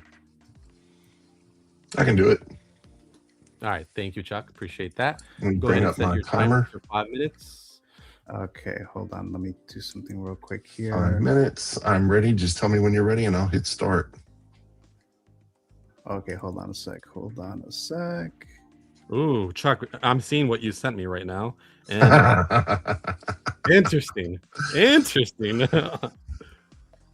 You might, hey, again, you can advise these guys. You're not competing against them. So if you wanted to throw your ideas to them, why not? Hey, anybody who It's not wants your my business. ideas on female directors, reach out to me. I've got a really good one. I think it's a good one. I would want that in my collection, wouldn't you? Yeah, I'm seeing what I mean, you I sent would. I don't know what this is now. I'm not even competing, and I'm like, I want to know what you think. I want to kind of want to know now. Jose's It's reaction. It's very interesting. Okay. All right. I'll put it in the Gio, are you ready? Instagram. How about that? Ooh. All right, so okay. I'm in the. You should be able to see at least the first slide in there. Yeah, I'm bringing it up now. Okay, before you get started and start talking, we'll make sure the timer is ready to go, and you can I'm officially ready. start. And go. Okay, all right. So thank you guys for joining me here in this pitch here, Gio's pitch. As you can see on this little slide here, I'm pitching to Howard at Hot Toys. So a lot of you guys know me quite a bit. The selection was 1995 films, so it's going to be kind of pretty typical. And yes, it is a Batman Forever 1/6 scale figure that I'll be presenting here today. And what we're going to do is the Batman Panther suit from Batman Forever, Val Kilmer. It's going to be an exclusive limited edition of 4,000 units for the standard. There is a deluxe version of this as well, and we'll get into that in a moment. So as we continue here, you see these images of this a figure here. Now, Hot Toys did already do a Val Kilmer Batman Forever figure before, the Sonar suit, but it's not this suit. And there was a lot of fans out there who wanted this suit right here, not the one that we actually got. So you see little pictures here, and we'll get into more details when it comes to the base, when it comes to the deluxe and things like that. But just going very quickly to the film itself, Batman Forever in 1995 was the highest grossing film in North America. It is a Batman character, a Batman figure. Batman sells.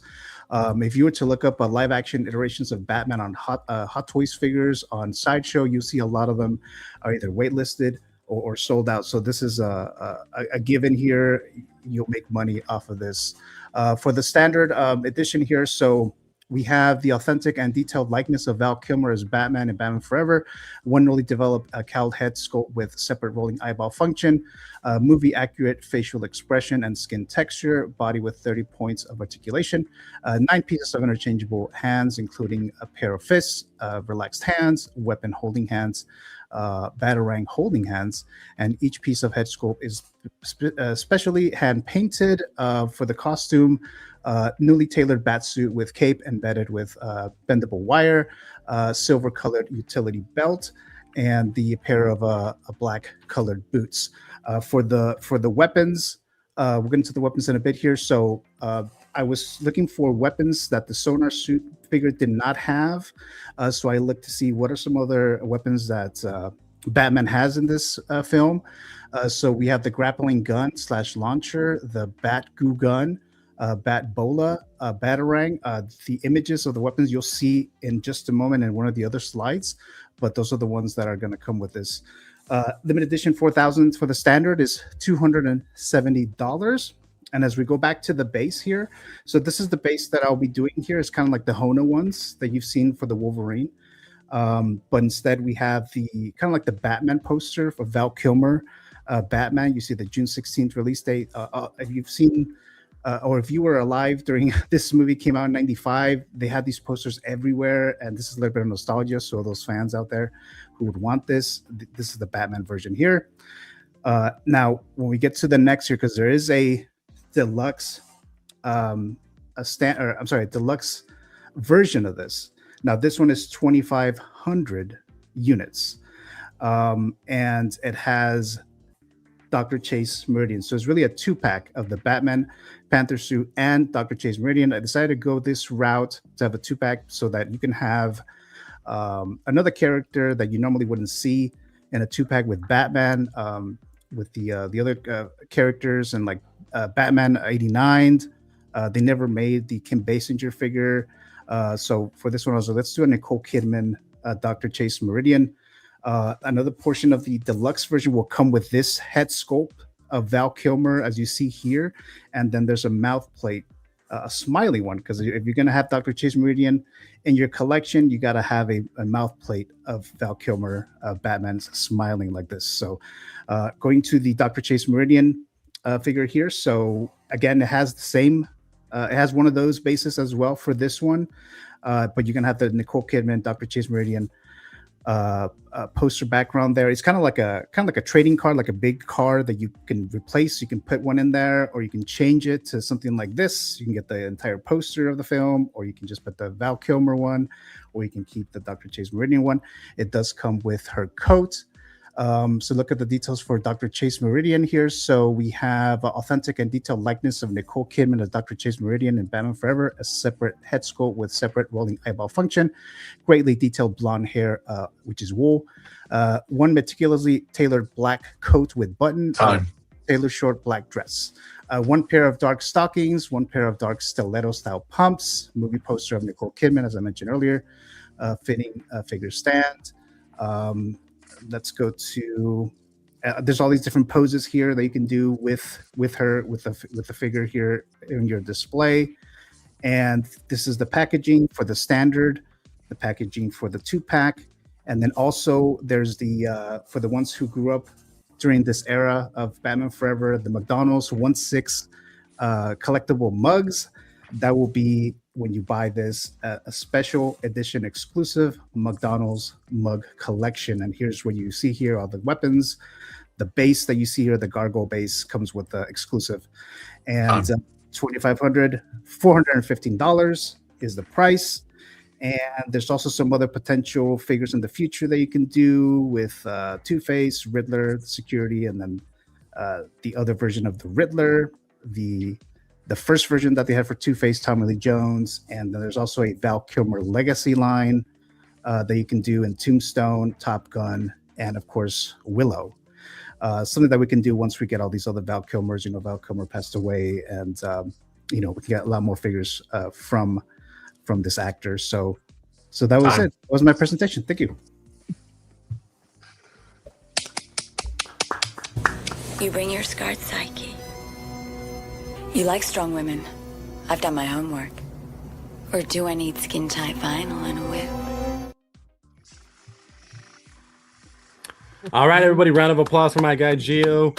Epic presentation. We knew he would most likely do something like this, so I don't think it was a surprise, but it was a very well pitched. And the Legacy collection for Val Kilmer is innovative. I did not give you that idea. You came up with that yourself. Yeah, I like that. So I like that a lot.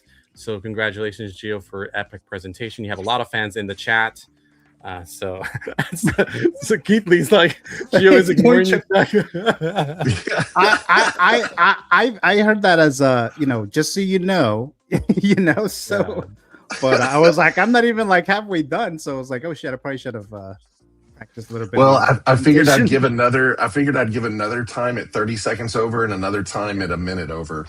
Yeah, that's kind of what I figured. Actually, that's what I kind of figured you were, and that actually helped. I was like, all right, so that was probably Good. like 30 seconds or a Good. minute.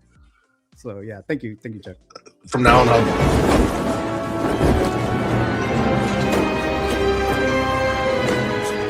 Bastard! It should have been you! Should have been you. Should have been you. All right. Well, thank you, Gio. You have a lot of fans in the chat. Poll's not up yet because we still got to hear Vita's presentation. Vita, whenever you're ready. Good luck, Vita.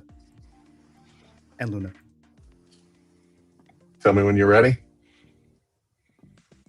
Right. Ooh, just a sec.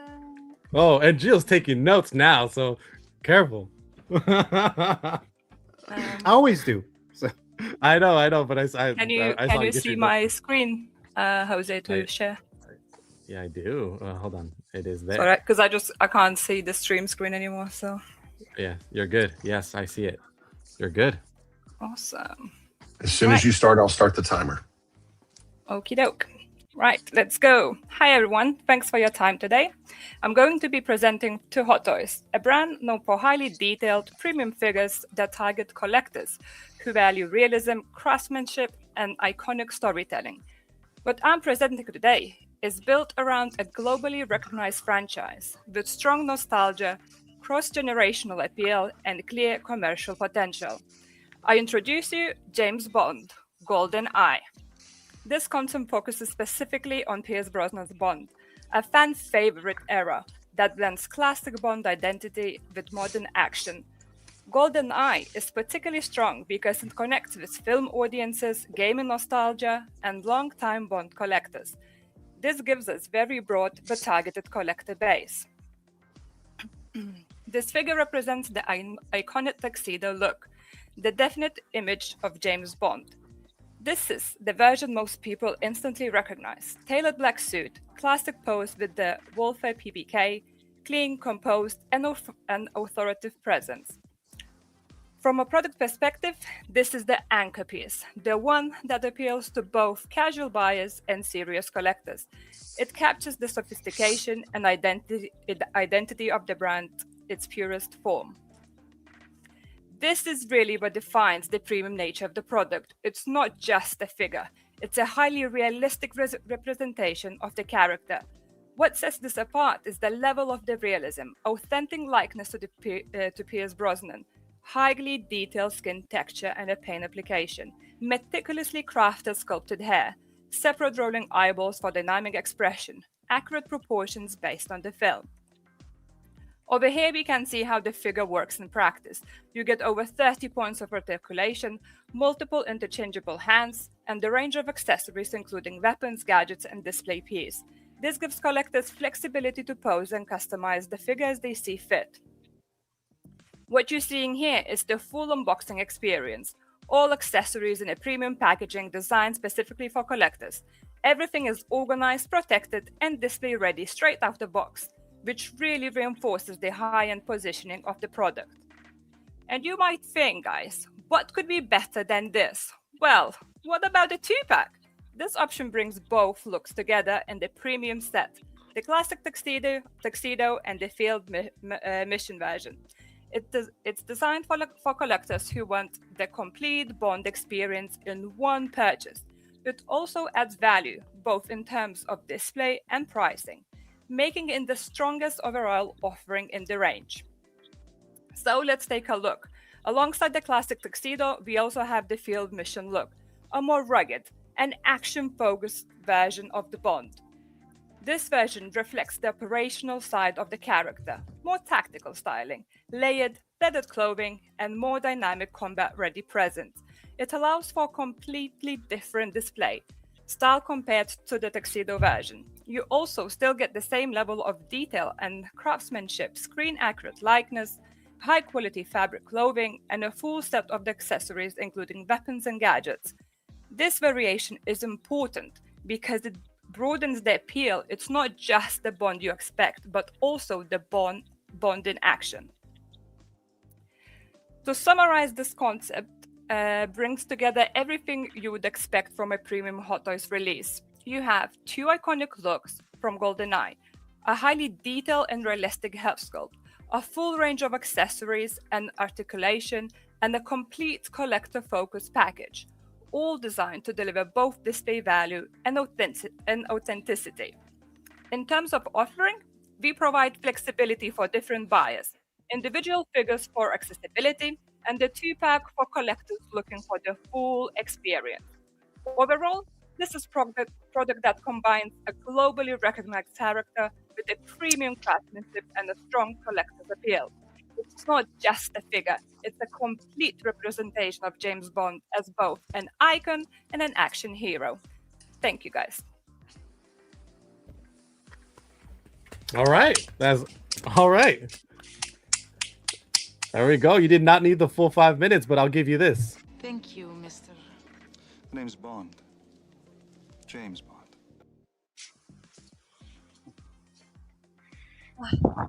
Awesome, Vita and Gio, guys. Epic presentations, guys. Amazing Epic presentation. Absolutely. Got this one for you as well. James, stop this. Stop it. I know what you're doing. Really? What's that, dear? You are just trying to show off the size of your Engine? ego. I was definitely showing the size of my ego, I agree. Wow. Oh my gosh.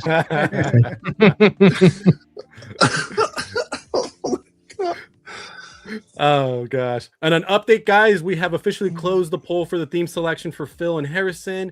Guys, again, landslide here. Female directors at 36%. You guys will be going with female directors. Okay? So it has to be a female directed piece of IP, or film or television show is fine. So that's what you guys are working with. Sound good? That's fine. Yeah, good. Cool. Yeah, sounds good to me. Better than rom-coms. Awesome. Yeah, exactly that. Gonna be interesting to see this. Female directors. Please also, when you guys do your pitch, also, I mean, you're obviously going to mention it, but yeah, have some sort of section about like which director you picked. Right? So like, let's say it was Catherine Bigelow, then you'd be like, oh, Catherine Bigelow directed this film, and this is the character from this film, so on and so forth. So again, adding the implement of what director you went with. But yeah, we will move forward. That poll has been closed, and we will officially launch the poll for this epic battle. The poll is now live. Guys, go ahead and start placing your votes in the chat. But first, we do have our regularly scheduled Q&A and rebuttal section. Now, the Q&A and rebuttal section was something that naturally happened in the first episode of Más o Menos. Again, at this point, you guys can start asking questions. I am going to ask my special guest judges. The reason you guys are here is to ask questions. So go ahead. If you have a question you would like to ask to any of these individuals about their pitches, something you had concerns about, or just some clarification, please go ahead and do so. And then after the question section, we'll also take some questions from the chat. If you have some questions for them, please go ahead and bring them. Again, after that section, we'll have the rebuttal section where Vita or Gio, if you have any questions about each other's presentations or criticisms, please go ahead and take the opportunity. It might sway some votes. So, okay, Q&A section right now. Q&A. I want to go first to James. Come on, Jim, you got to tell me. You have some questions for these individuals, right? You know what? Every show, it gets harder to kind of think of questions because people have really nailed down this process now of what we're going to ask, what we want to see, what we want to know. I think they did a great point. Gio, I missed the prices on your one. What was the pricing for the single and then the 2-pack? $270 for the standard and $415 for the deluxe. And is Chase, is she also on her own, or is it just part of the deluxe? She's just part of the deluxe. Okay, fair enough. So that's similar to the in-art direction, and that was the only question I really had for you. I think that was just so much information in both those pictures. Yeah, nice. She placed the information in the chat as well. Each figure is $289 USD, or the 2-pack is $549. Yeah, they keep asked, so I have to provide the answers all front. The price, absolutely. The prices were there, though. Thank you. In your defense, Vita, they were there. Yes, in USD and GBP for all of us here. I'm inclusive. Wow. Oh, hello. Hello. We got a complaint here. Dream Envisions. Gio, he says, why are you doing the paywall with Chase? We don't like that stuff. Ooh, what do we do? Yeah, no paywalls on my side. Ooh. Dr. Chase Meridian. I'm not sure how many people would just buy a standalone standard Dr. Chase Meridian figure. So that's why I included it into a 2-pack. So the main figure was the Panther suit Batman, but I just wanted to add like an extra like an extra item to a 2-pack, to a deluxe version of this particular character. And I didn't really want to do another Bruce Wayne because we've seen that a lot.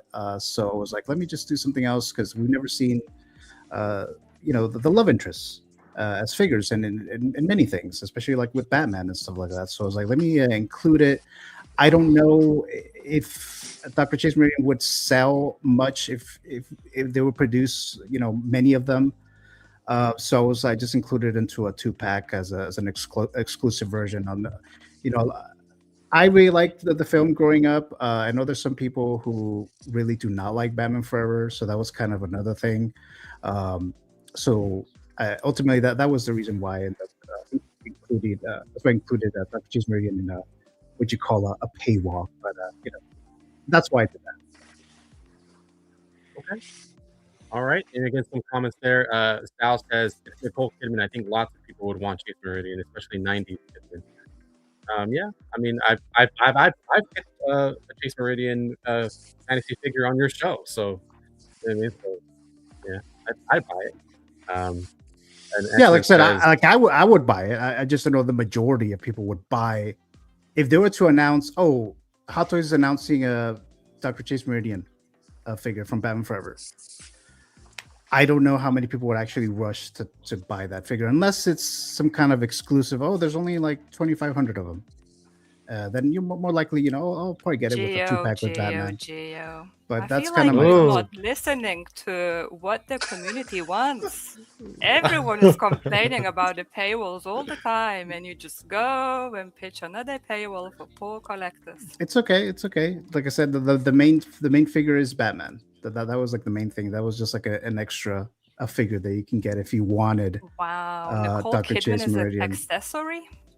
No, I didn't say it was an accessory. I did not say it was an accessory. She's a full-on figure. That's why it's $415. My goodness, not $295. This is taking the gloves off of this one. Sure, Gio, if you say so. We all were here and saw that and heard that. It's fine. It's fine. Collection Obsession wants to know if Chase is an artisan type figure. No. So it's just the hair, kind of like like Beetlejuice. Beetlejuice, the hair, things like that. The wool and wool. Yeah.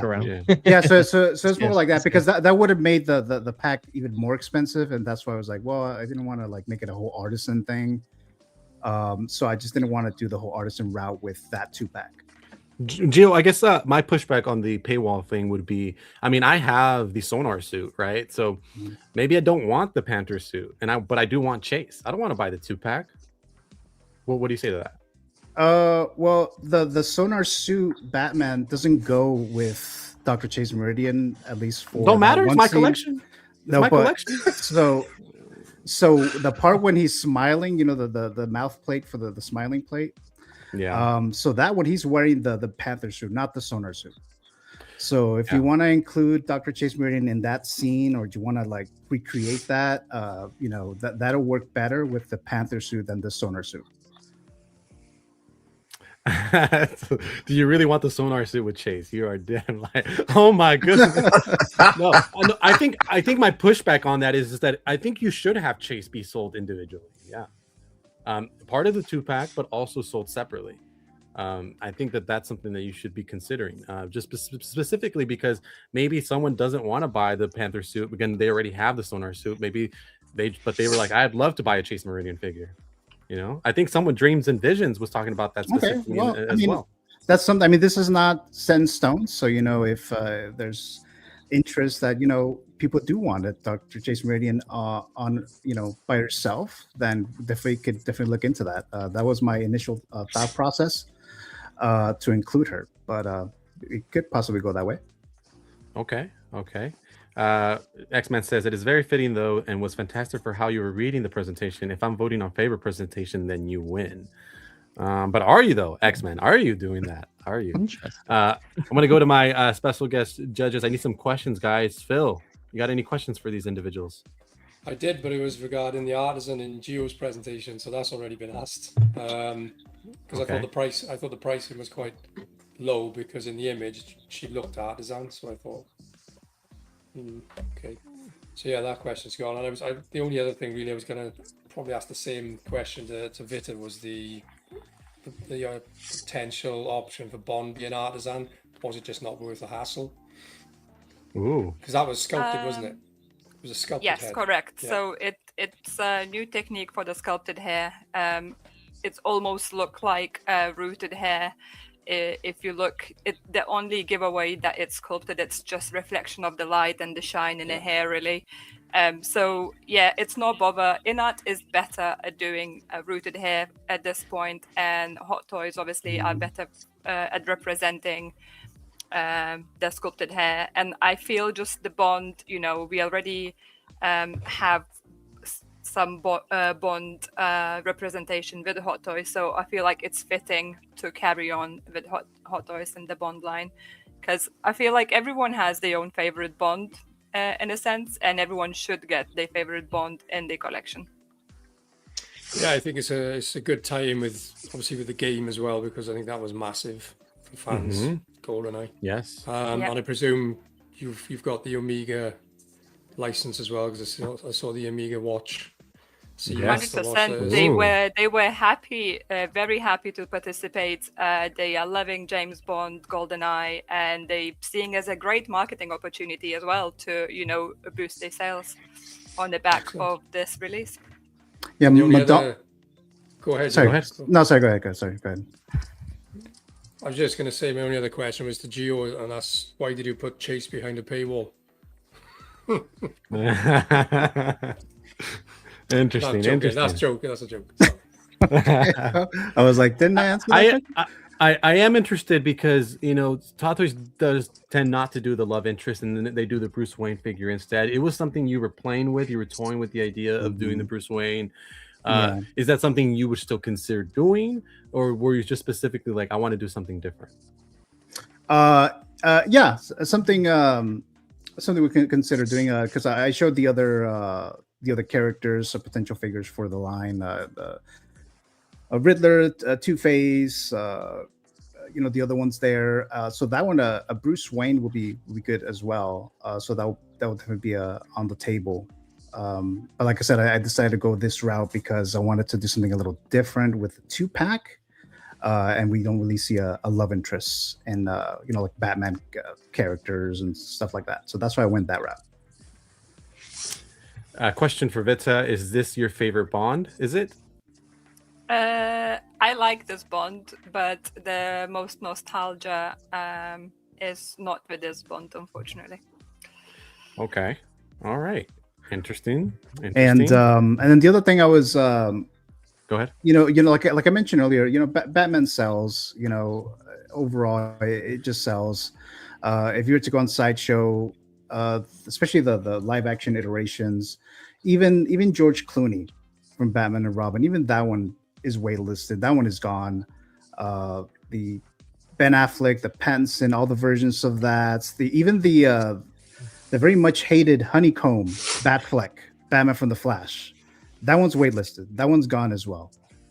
So there's a lot of these iterations of Batman that people want. And when I started collecting, people were always saying, like, why don't they ever do the Panther suit? Why didn't they go that route instead of the Sonar suit? And I did see that Sonar suit figure did kind of stay for a while before it actually finally went waitlisted. So maybe they should have started with the Panther suit.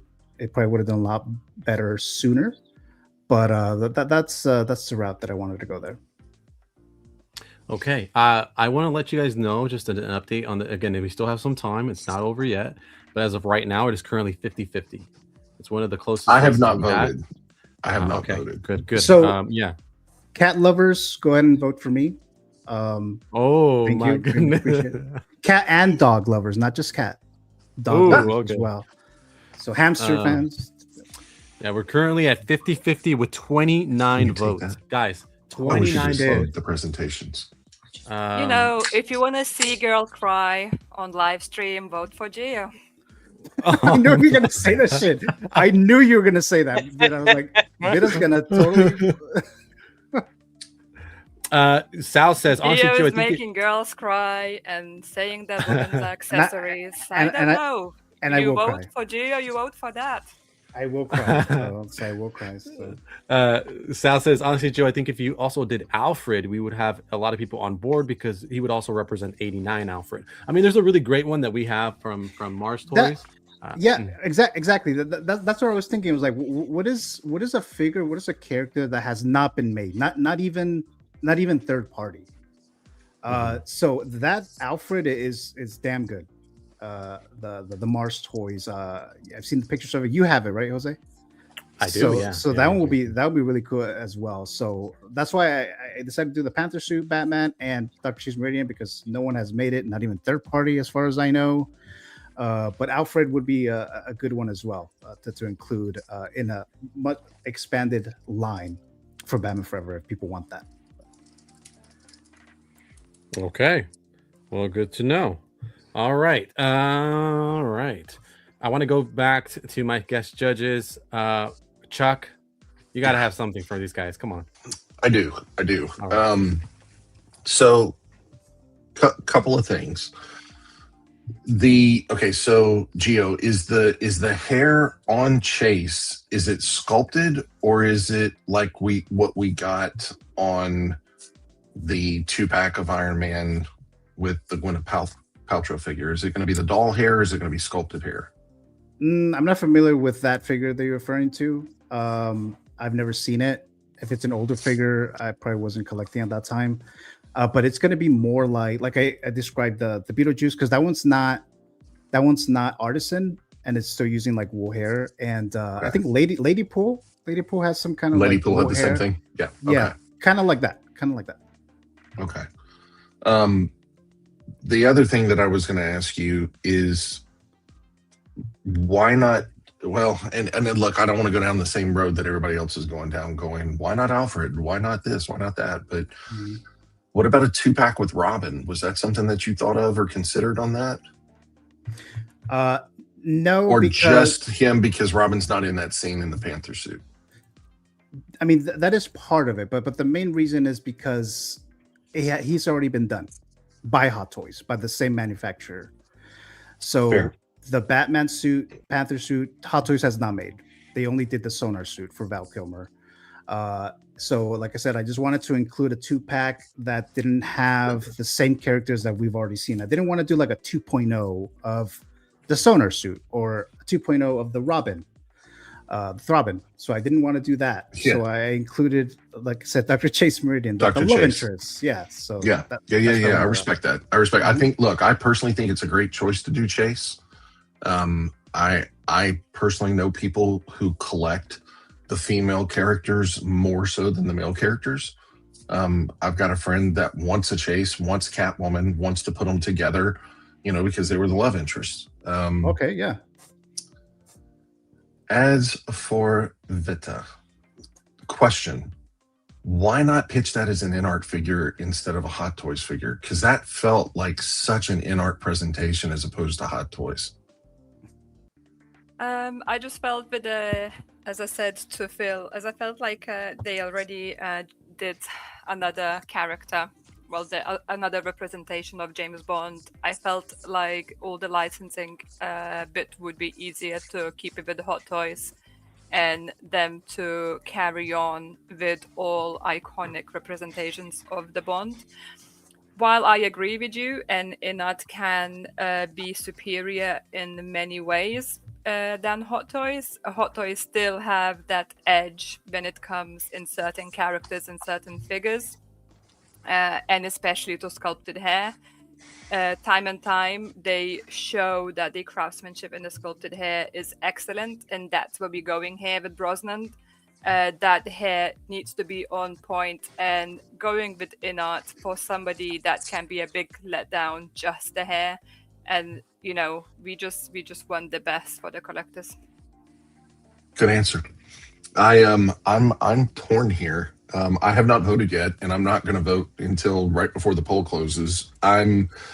It's hard. Do I vote for the figure that I want the most in my collection, or do I vote for the better presentation? I think that's the dilemma that we have as voters is, are we going to vote for, wow, that was a really good presentation, that person nailed that presentation, or do we vote for the, hell yeah, I've been waiting for that figure for a while?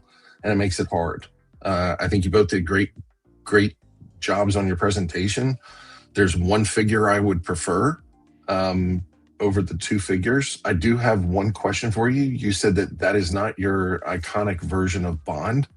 So just out of curiosity, are you a Connery or are you someone else? Correct. Roger Connery. Moore or Connery?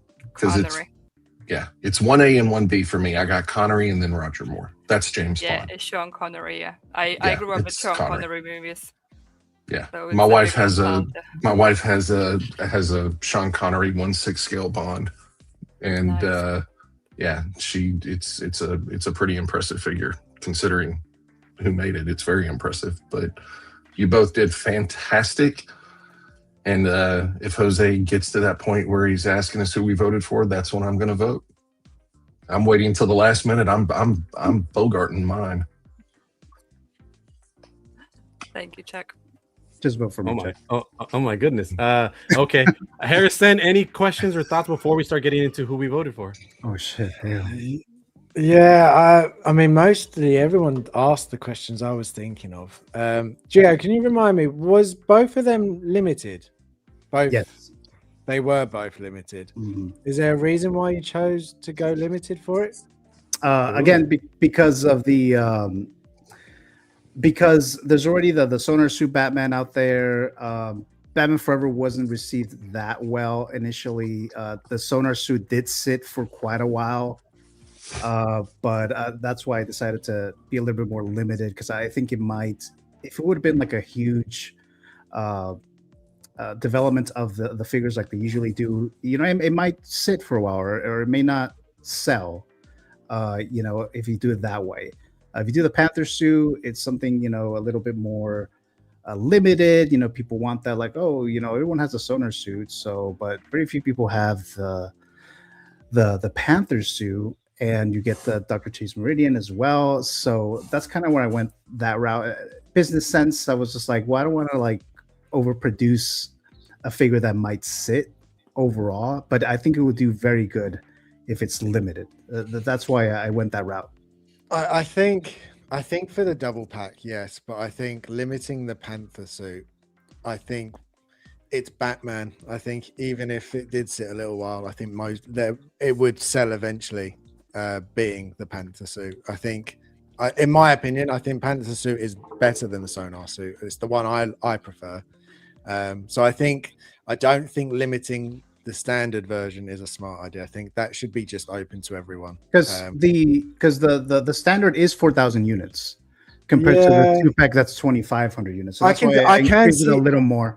I definitely can see the benefit of limiting it. It definitely would make it sell a lot faster. But I do think you would still get the collectors. Oh, well, why is that limited? I really wanted that and now I can't get it. So I do see both sides of it. And Vita, with your double pack, does it come with one head that's shared, or is it two heads? I cannot.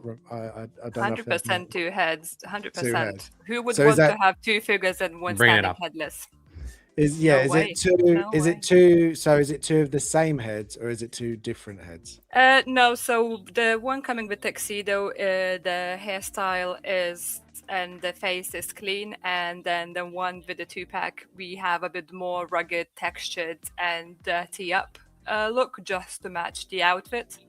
And then also there's possibilities to do the different expression if that would be need and required by the collectors.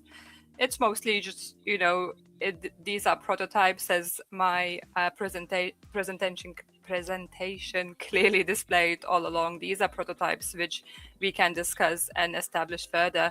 But the main difference at the moment is that one is the clean version and another one is a rugged up, dirty field version. Yeah, because I know, like, for example, the new Superman, people prefer, say, the stoic one maybe over the smiley one and vice versa. So I wondered if they were exactly the same or if you'd have different expressions, and then you may want to swap. And obviously if one is completely dirty, you wouldn't be able to do that. So that might limit it for some collectors. I know that some collectors do like to swap things out. But other than that, they're both absolutely amazing presentations. And amazing characters. They're both, like, especially Bond. People have been asking for Bond for a long time, and to see more Bond, that is what I think people want to see. They want to see different versions, not just Daniel Craig. And then Batman is Batman. Like, you don't really have to say much more than that. But Batman, as you said, Joe, Batman sells.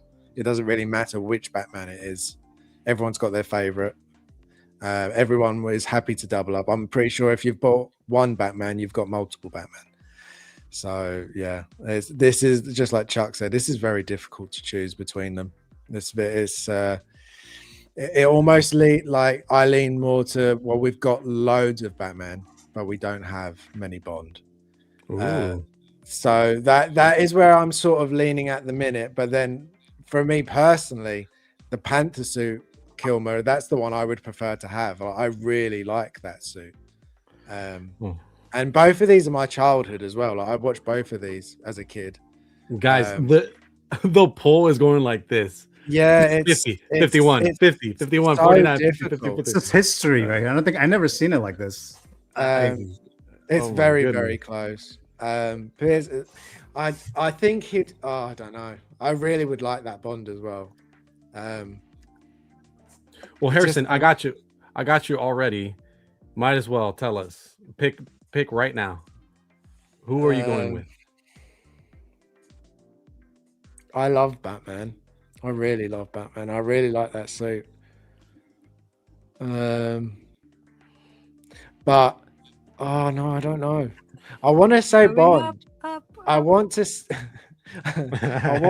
Bond because I do want a Bond, and I think he would be the Bond because I just like that. When I think of Bond, he is my Bond because that's all I watched as a kid. I love Craig, and I think I prefer Craig's movies, but when I think of Bond, that's who I think of. So he would be really good to go with my John Wick. I really don't know. I'm really stuck on this one. Like, every time I think I'm going to say Bond, I'm going straight back to Batman, and the classic style look of Batman. It's like the Keaton look, but he's my sort of. I didn't really watch Keaton as much. Like, Kilmer was the one I watched over and over and over and over as a kid because they were more funny, they're more kid-like, and just like we all say, it's not as dark as the other one. So. And the classic sort of full black and the big pointy ears, like that one really gets me every time. Like, I probably would buy that. I'm gonna put you in a tough spot then, Harrison. So you like both of them. Tell us who had the better presentation.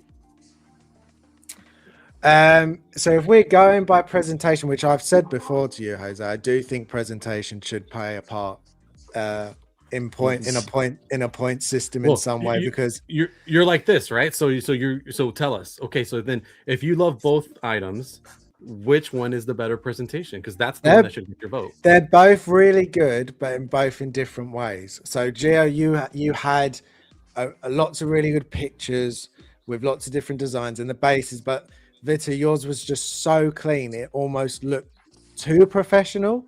Like, I don't even think most 1/6 companies could do a pitch that well. Like, it's not many females pitching, that's why. But it was very elegant. Like, do you know what I mean? Like, it's just so clean, very precise. Like, Rolex. Exactly. Rolex. It literally looks like you're It was pitching Bond. a watch almost. Like it's very fitting for Bond. Keith Lee also wants to keep in mind that Vita went under and Jill went over. So Wait. No, that is true. No, that is true. But Jose said that it's not going to affect you if you go over time a little bit. That is true too. So that's why if that is part of the rules. That's if that was the case. If that was the case, I would have prepared a little bit more to finish within the 5 minutes. I don't personally like. I allow you guys to finish the pitches. However, if the audience wants to, take it any way they want, that's up to them. However, you can go over. That is, part of the show is that you can go over. So yeah. So I didn't go. Like 10 minutes. I just want to be like a minute. You didn't do a hotline. You didn't do a hotline. So I put that in consideration. Like, well, I mean, I can go a little over because I was like, oh shit, the time's running already. But yeah. I think both pitches suit the characters that you were pitching. I think if you did Batman pitch like Vita did for Bond, I don't think it would have worked. But because Bond is clean cut, very smart, very suave, like that is Bond, and your pitch matched Bond. I do think I liked Vita's more purely because it was very clean and I like black. Like a lot, and your pitch was very dark, very black, very like accent of colors pop out with a bit of red and a bit of gold. Like I really like that, but that's a personal thing for me. Like you'll get points just because it's black. Like, I'm very much like Bruce Wayne and Batman. I would go, does it come in black? Because I like black. Ironically, you're dressing all white right now. I know. I'm trying to be different. Everything else is black. Like all the units are black, and so yeah. It's going down to that. If it's presentation, I think Vita will win it for me. If it's down to presentation, the characters are 50-50 for me. I really do. It's very, very tough. Very tough. I want to say Batman, but I have enough Batman. I don't have a Bond. And I think he is he is Bond. Who's on your show next week, Harrison? You don't need many Bonds. You don't need many Bonds. I mean, no one. We might not even have a show next week. So. We need many Batmans. We don't need that many Bonds. So. They all have the same. They all have the same tuxedo. So they all have the same. Yeah, but definitely not the same quality tuxedo. My one is high quality with a satin labels. All right, I'm gonna do also, it now. There was a question, Vita. I think you said it in the presentation, but just to confirm, someone I can't find the comment, but someone had mentioned each figure is available separate, individually as a 2-pack as well. So you save around $30-40 if you buy a 2-pack. Perfect. Okay, yeah, that's what. I can't find the comment, but someone was mentioning that. So okay. Yeah, I have gone for Vita because I would like that Bond. Okay, cool. I'm sorry. I'm really sorry, Gio. I wanted to vote for Batman, but you still could. But he's scared of it. I know where he lives. Yeah, I mean, it's not quite that bad yet, but I kind of want to rewatch the presentations again. Is that bad? Like, I'm so torn. We gotta move. We gotta move forward, Harrison. We gotta move forward. I'm so sorry. I'm gonna go. I gotta move forward. Phil, let us know where you stand, and please place your vote if you have not already, because we are currently neck and neck right now. Vita has 51% to Gio's 49% with 43 votes. It's it's Gore versus Bush, Phil. If you know the reference. I do. This has got to be the closest one yet. Like we've had a few close ones, but this is. Yeah. I'm not gonna take as long as Harrison. It's pretty quick to be fair. All right, I'm sorry. I didn't mean to take that long. Sorry, man. I understand. I felt your pain all the way through it. In terms of the presentations, I could not split them apart. And Harrison made a valid point. The Batman presentations suited Batman, and the Bond presentation suited Bond. And somebody made an interesting comment earlier. They said, I will always vote on the figure that I would buy. And if it's a figure I wouldn't buy, then I would split it on the presentation. Thankfully, I haven't got to do that because I know which one I would buy, and I really wouldn't want to split the presentations because they were both so good. So for me, if Pierce Brosnan was announced on Monday, I would probably pick up Pierce Brosnan Bond because I've got the Daniel Craig, and that's the sort of representation I want. And it's only simply because that is, in terms of Batman, I've never really liked the Kilmer design. I'm not fussed on the 89 Batman design. They're just not figures I've ever been interested in, and that's not taking anything away from Gio's presentation, because as I said, it was fantastic. But maybe if Chase came on her own, perhaps I'd get her, but as she doesn't, I can't. Interesting. I'm kidding. Interesting. Okay. All right, we're gonna move forward. There's been some interesting comments. Clinton Martin again. I would go with Bond. Brosnan is a good Bond. Would like to see the figures that haven't been made yet. That's an interesting comment. Yeah, absolutely. To try to get some new things in the collecting world. We do have a lot of Batman, so that is a good point. But we got to move forward, and I've got to go to Chuck. Chuck, got to tell me which way you go. So for me, if you notice, I kind of like Batman. I'm just going to put that out there. I mean, I'm giving up 25% of my collection space to have 2 1/3 scale figures, or statues rather. They look incredible. The problem is, do what? They look incredible sat behind, stood behind. Thank you. I appreciate that. The problem is that is my least favorite Batman movie of all time. I actually I was so pissy about Val Kilmer being Batman. So for me, that's part of my problem, but I still love Batman. I have purchased the Sonar suit. I had it for about 3 days in the collection, and I sold it. And Throbbing's throbbing. But for me, on the same token, Pierce Brosnan is my least favorite James Bond. So you got my least favorite Batman and my least favorite Bond. That's where I'm at. Having said that, there are a lot of people who are younger than I am that grew up with that being their Batman and with that being their James Bond. So I've got to break this down into not necessarily which figure I would buy, because if I'm being completely honest, I wouldn't buy either one of them. Yeah, I actually liked Clooney better than Kilmer. I did. I really did. Wow. And I can't stand George Clooney, but there was just I guess it's because he's such a pompous, snotty ass that, if he's going to be an eccentric billionaire, I mean, I thought he made that more realistic than Kilmer did. But so there, for me, I have to break it down to presentation. Well, both of the presentations were fantastic. I think you both did a great job. However, I do think that Vita's presentation to me had a feeling to it that yours felt like a Hot Toys presentation, 100%. I mean, it felt like one, it looked like one, the poses, the logos, everything in it felt like Hot Toys. Vita, yours felt like an InArt presentation.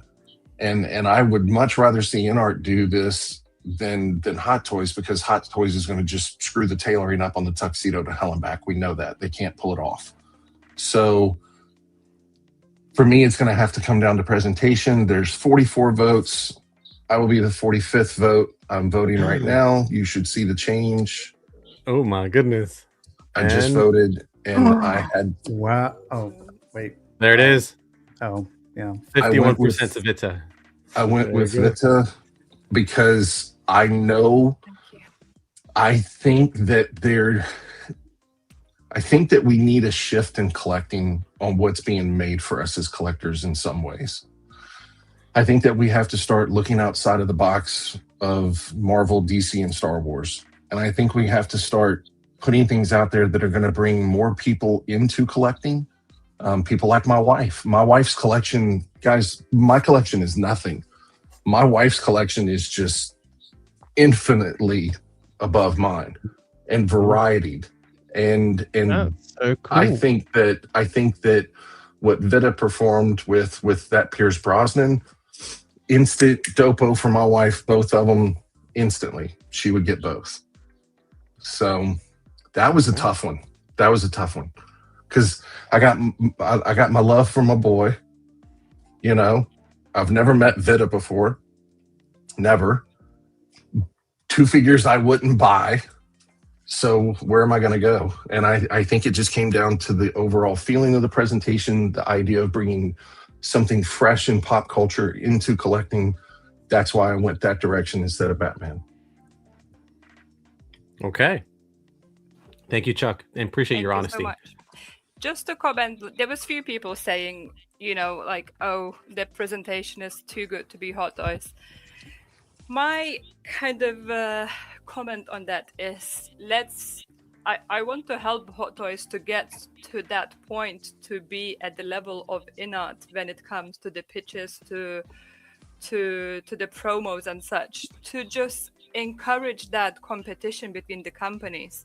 Because now we more and more seeing the shift going to the Edad Hot Toys. Hot Toys need to bring their game back up to match Edad, and they shouldn't be one company dominating the market. We should have at least two. When we have competition, we have competitive prices, and we have better range of the figures. So I think it's win-win for collectors. I agree. My question is, can Hot Toys do that? That's my If my they take $1 me million on, I will question. help them. There you go. Hey, if they're watching, there's your next employee right there. You need to hire her because they need to step up their game. They need to. That's exactly what I think the artisan line should have been. It should have been that next level of premium, and that's how that pitch came across. It felt like, oh, that's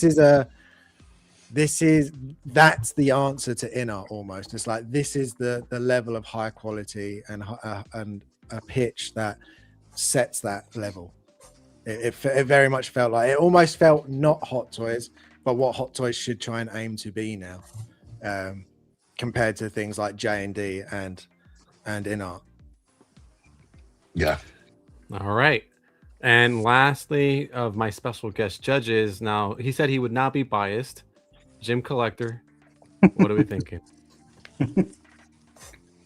Gio really brought it. I had a strong suspicion he'd probably go that route, and I think his presentation was what I really liked about Gio's presentation is you could really tell that he kind of put a lot of thought into it, and the inclusion of the McDonald's logo as well. And I noticed at one point he had like a photo where it said like Kindar on it, who does a lot of the blogger photos and stuff as well. So I don't know if that was intentional or if it was, but I really liked that inclusion. I thought that was quite clever. And I will be honest, I'm a bit with Chuck. I'm not a biggest fan of this film, even though I grew up at I was the right age for it at that time. I just never really gravitated towards it that much. But the suit in question, I remember that kind of being the iconic Batman suit when I was a kid, like all black with the kind of yellow logo and stuff like that. I remember that quite vividly. So I think it's probably the suit Hot Toys should have led with instead of the Sonar suit. And I had the Sonar suit, but I sold that. I just didn't have enough love for that version of Batman. And there's so many other Batman that I can get that I would prefer to have. I think the only reason I got it was because it was bargain bin price, to be fair. But excellent presentation. I really, really like the passion that came through as well. And that's definitely a solid Batman. And there's already figures built around it as well from Mars Toys. Have done a few things that you could easily add to that as well. So it's got a lot of potential and growth. I do think it's inevitable Hot Toys will do that at some point. I think it's going to happen. It'll be so easy for them to do. Moving on to Vita's one.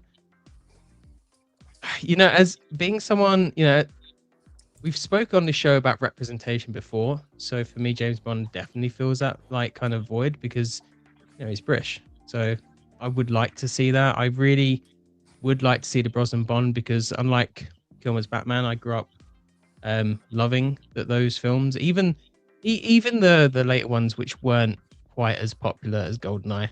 And the GoldenEye game, oh my gosh. on Nintendo 64. Played the hell out of that game. That was That incredible. music. Yep. Yeah. And just finding the golden gun as well in that, and how devastating that was. It was game over whenever you found that.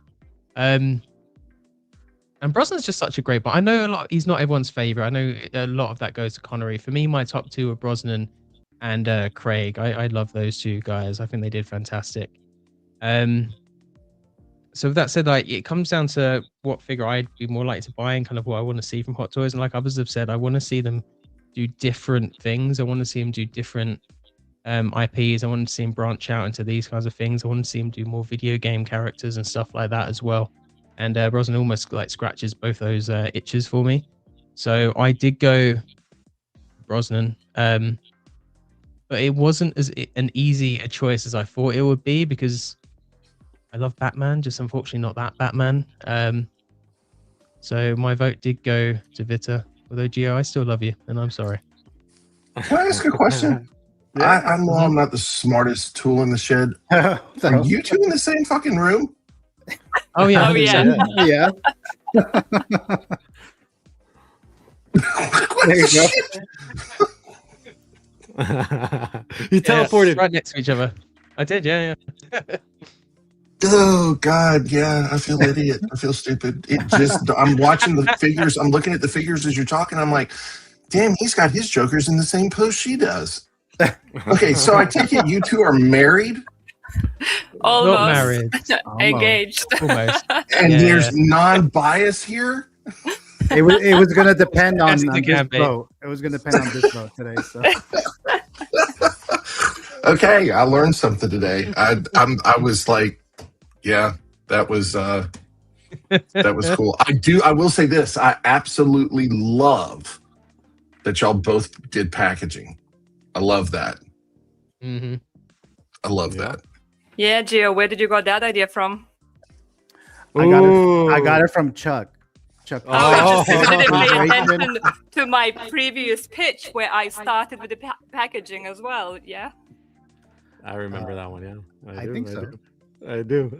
Philly is in the chat says, I love the way Vita is chilling there like Dr. Evil with her pet cat petting it and saying, yes, everything is coming according to plan. 100%. And her accent during the presentation about Bond just kind of, I mean, it was a little magical moment there. Yeah. Should have put an Bond accent villainous. All right, guys. If you have not voted for yourselves, you can do that now. If you have not voted for yourself. However, I am going to go ahead and close the poll as soon as I go ahead and share my thoughts here. It is currently with Vita at 51% to Gio's 49% with 45 votes. So, guys, Insane. I think that might be the most votes we've had since the 1/6 celebration we had a few months ago, where we had, I think, close to 50 to 60 votes back then. And that's because we just had all that traffic. Yeah, guys, I think that's a testament to you guys. I wanted to go ahead and put this image here so the audience knows what they're voting for. That go ahead and shows. I'm glad that way when you guys send it to me, I have access to them so I can do stuff like that. So there's the images there for you guys. X-Man is asking if anyone has not voted. Well, if you're on the panel and you have not voted, please do so now. And then Demon Avenger says, I'd rather have a plain card box, brown box, and have better head sculpts. Well, I mean, tell Hot Toys that, right? Not us. All right, guys. I think it's time for me to share my my thoughts on everything in regards to your presentations. Again, Gio, you had an idea that you essentially decided to change, and you elected to go with your heart and something you're very passionate about. And again, I appreciate that. When you told me you were going to do this, I was like, hey, Batman is always going to sell no matter what. So I think it's an extremely strong choice to do this Panther suit. It is the preferred suit for the most people for this film. Again, you know the nostalgia I have for this film. I'm literally wearing a Batman Forever shirt right now. I don't know if you can see that, but I literally am. I actually am one of those people that it hit me at the age where You know, it was very important to me. We had 2 VHSs for Batman films, not 89 and not Batman and Robin. We had Batman Returns and Batman Forever. And for whatever reason, I thought it was strange that the Alfred was the same, but everyone else was different. And so, anyways, again, it's one of those films that I'm very passionate about. I will say the Panther suit's never been my favorite. Actually, I've always liked the Stoner suit more. I don't know why. I think it's because it doesn't have the bat nipples and it has like that bluish grayish tone to it. So I actually tend to lean more to that outfit personally. You did get me with the Chase Meridian thing because it's something I've pitched before in Fantasy Figure. I don't like the paywall thing at all. But again, you are open to not doing that. So that, again, I won't discount you for that. As far as Vita, I mean, I saw you when you told me that you wanted to do Pierce Brosnan Bond, I was like, hell yeah. And I knew it would be a strong contender to oppose against Gio because I'm like, she's going to be very passionate. The accent's going to work in her favor. And everything with Bond, I knew that you were going to be able to do the stylized presentation, which you did. Yeah, I know. Sonar suit over Panther weirdo. I know. You could like what you like, my friend. Like what you like. I mean, hey, it doesn't have nipples, you know? I mean, it doesn't have nipples. I knew that you were going to bring it. Again, I've already shared with you, you know, how we feel about the, you know, the talent that you bring to these tournaments and in the epic presentations. You have never let us down. You're always game to be on this show, whether it's on, you know, as a competitor or as a special guest judge. So, you know, I try not to, just because you are a Maso Menos original, I try not to be biased, and I try to think about it as in what is the better presentation, what is pulling me. And again, I don't think I can pick which one's the better presentation because I think both of them were solid in their own ways.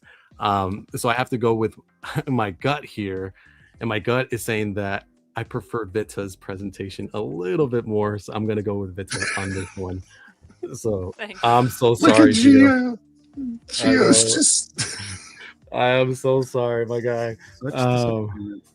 But I don't get to pick. Karma is tough cookie. Karma? What the hell did I do? Karma. Oh my goodness. She's going all the way back when you voted against her. Oh, that. Oh, okay. And obviously you just admitted on the way you said that, Jay. Oh, that. Attention to my pitch, the previous pitch of Gladiator. So. Oh yeah, I forgot about that. And you were voting? Yeah, you were a special guest judge on that one too, Gio. You forgot about our packaging. All right. Whoa, Jose. What packaging? Whoa. Just kidding. Anyways, guys, I think it is time to close the poll. 95 was a great year. We had Mortal Kombat. Yeah, Gio, I think you could say there was something you were playing around with, right? When it came to 95? That was one of them. Also, Jumanji. Jumanji, yes, you can say it out loud now. There was a film there was a film that I would have done that nobody did, that I was kind of surprised that nobody did. I would have done Apollo 13. Ooh, okay. Yeah, with a 3-pack of the 3 of them, and had the command shuttle or the limb with them in the limb. This was one of my choices. So it was Apollo. Another one was Braveheart as well. Initial thoughts went Braveheart just because I love the movie and I just think that the figure looked amazing. But then thinking about it a bit like more, I was like, this is a bit more niche figure. So I kind of thought like Gio definitely is going to do Batman. So I need something strong to face the Batman. She knew you were going to do Batman. I changed it. Yeah. What were you going to do originally, Gio? I was going to do Jumanji. I was going to do Raiden from Mortal Kombat first, and then I was going to do Jumanji with the 2 versions of Alan Parrish, Robin Williams, regular clothes, and then when he's all like in Jumanji jungle gear and all that stuff. But I changed my mind and I went Batman. So yeah. All right, guys. You guys are seeing officially. I'm gonna give it 30 seconds. 30 seconds. And I will close the poll officially. As you see now, Vita, you are in the lead. Come on, one last vote, guys. If nothing changes in the, I just need 10 more votes, guys. I just need 10 more votes. Come on, give me 10 votes. If nothing changes in the next 15 seconds, you are today's winner. All right. And I think it is time. Nothing's changing. Gio, I'm giving you the benefit of the doubt here. And that's the 10 seconds there. Gio's on create an account at gmail.com.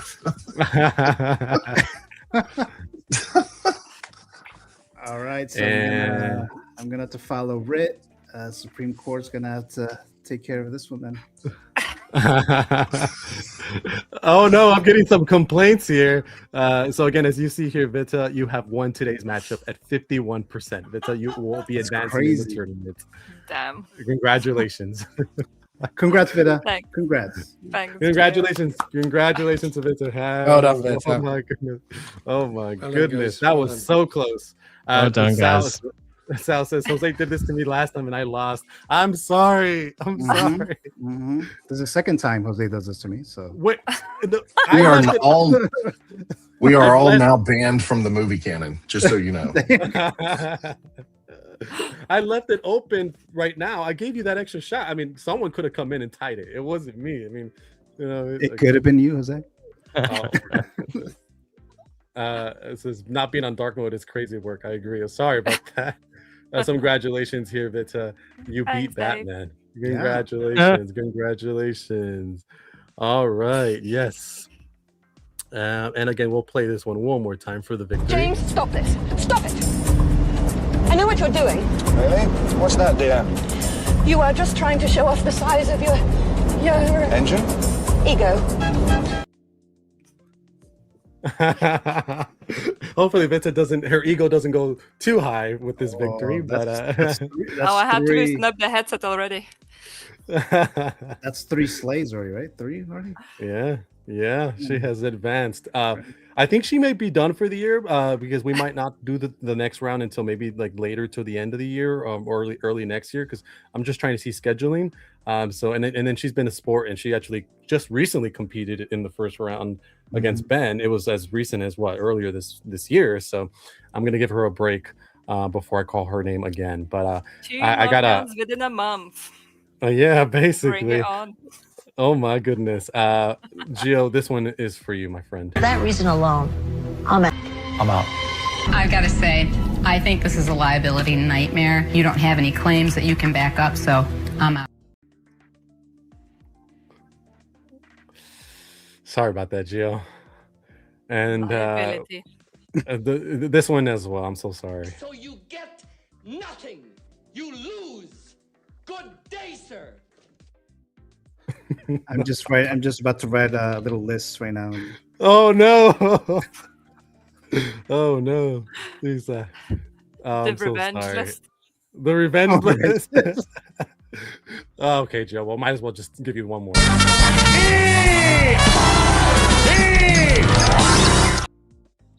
Man, you just made the list, Jose. I just made the list. One too many. I'm so sorry. Nah, Gio, come on. You know you can be my wingman anytime. You know that, right? Sure. You can be my wingman anytime. Bullshit. You can be mine.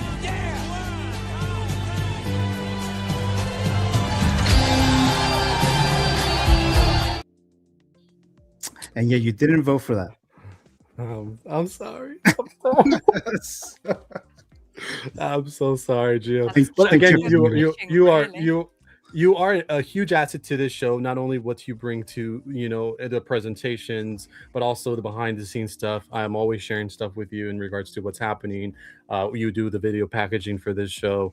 So, and then again, you fill in as a co-host when Marco is not here. He basically named you the additional third co-host last episode. So again, officially you are the third co-host of this show. So I really appreciate you, and you will be on here moving forward as much as you can. But again, I am sorry that I did not vote your way on this one. All right, guys. Any comments, concerns, questions you guys want to ask before we let these guys go? I have 2 things. Go ahead. 2 things. One, if you have not seen the Inart Thorin Oakenshield in person, that figure, I'm telling you right now, it's as good as Gandalf, if not better. It is mind-blowing. Do not sleep on this thing. This is, if you can still find this thing for $500 or $600, oh wow, it is going to be a $1,200 figure one day. I have zero doubt. I got mine in from Kit.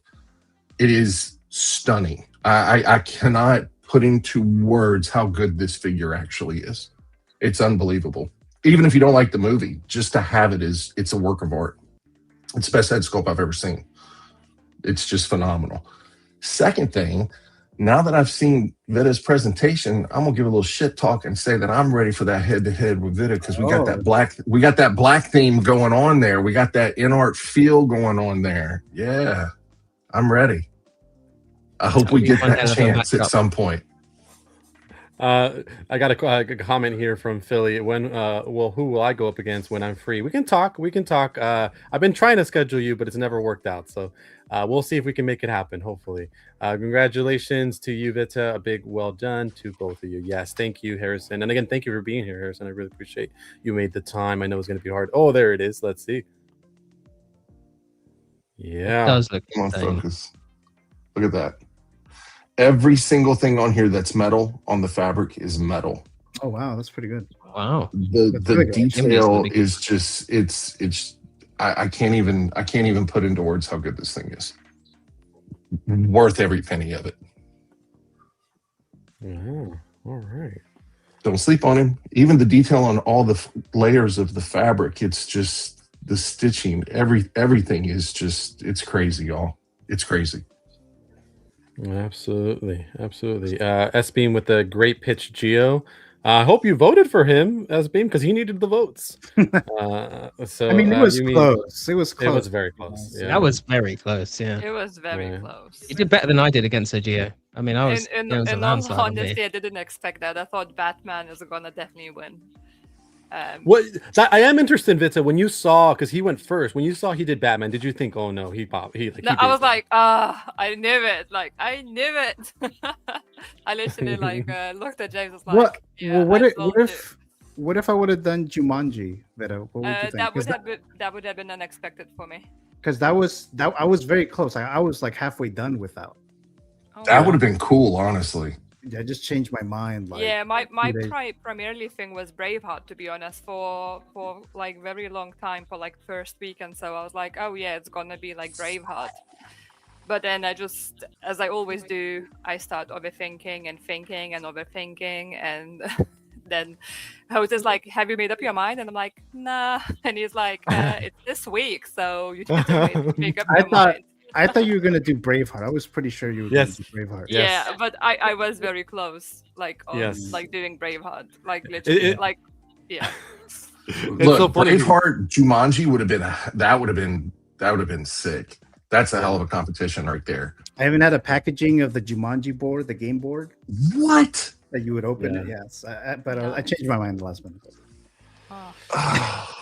Yeah. Bring that pop culture, people. Bring the pop culture. I'm all about the pop culture. Yeah. I had told Gio when he told me about the Jumanji, I'm like, you gotta make the game board the box. And he was like, I'm ahead of you already. Like he had already thought about that. Yeah. So it was such a great idea. But again, I don't want to keep you guys any longer, but again, I'll share. There was one point where Vita was circling the Batman as well.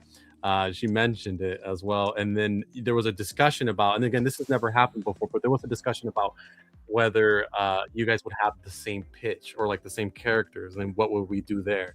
And had Vita decided to say, oh, well, I want to do Val Kilmer Panther suit as well, and you had already told me, Gio, that you wanted to do that, at that point, I think what would have been likely is I would have told you that was off the table. So then neither of you could do it, and then you guys would have to pick something new, or at that point. That's probably what we would have done. But yeah, Vita mentioned it in terms of her options. I think what was it as early as last week? I think when you were thinking about it. Yeah.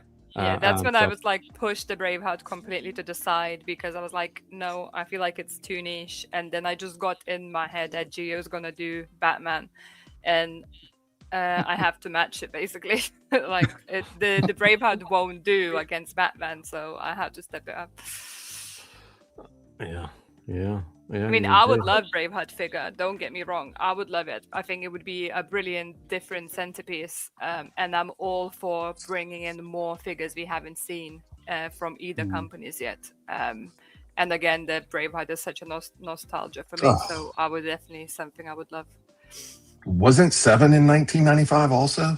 Yes. Yeah, it was. Yeah, 7. that would have complete with the little box and have Gwyneth Paltrow's head in the box. That would have been just. Oh my goodness! Really strong. Yeah. It's sick. It's in the box. We never see it though, right? We never see it. No, you don't. You don't. Clinton mentioned Major Payne, so I mentioned Major Payne actually to Jim and Harrison, and they were Can't like, believe anyone's "Who's seen that."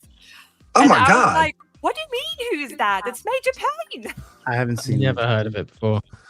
What? There we go. Yeah, Let me tell you something, Mr. Death Man. If you don't start doing what I tell you to, I will put my foot into your ass. Do you understand me? Uncanny. That's uncanny. exactly the video I showed him. Like, Oh my gosh, it was. Oh Yeah. my god, that's not the movie you could release these days. Oh my god, it's such a great movie. It is so hilarious. It is. I agree. I've never heard of it. I'm sorry if I offended you, Mr. Death Man. It's so great. Well, we will call it there, but again, I want to go ahead and just give you guys the opportunity to share anything you guys want to talk about, anything you guys got coming up. Obviously, we will talk very soon in terms of Phil and Harrison's pitch press battle that's going to be coming up in very, very soon, round 2. You guys know what category was selected. If you did not see earlier, they got female directors. So female directed films or television shows, they can go ahead and pick anything that was directed by a female. So again, guys, thank you guys so much for being here, all of you. But I want to go first to Phil. Phil, you know what category, you know when you're coming back sometime this year, hopefully. How do you feel about the category? And thank you so much for being here, being a special guest judge, man. I really appreciate you being No problem. Anytime. Really appreciate the invite. And nice to meet you, Chuck. First time, I think, streaming with your good self. And Yeah, definitely. Gio, I enjoyed it. Gio, it's probably been a while since I've been on with Gio as well. Yes. No, I think it's quite an exciting category. Like I said, there's a vast array of movies that I think probably some of us don't realize are directed by female directors. So I think it's pretty good. It's less niche than a specific year or a specific character. So excited for it. It's pretty broad. Yeah. All right, and I'll go to your opponent, Harrison. How are we feeling? And thank you so much for making it. We were we're gonna wait for you to do the theme, but you showed up right on time. I'm really glad you did. How are you? Yeah, I did. Yeah. No, I did. I tried my best to get here on time. Very, very, very happy with the selection. I think. I'm happier than rom-coms, so that's a start. I've got an idea. I don't know. Ooh, already. Idea. Please tell me privately, please. I want to know. Yeah, I'll tell you.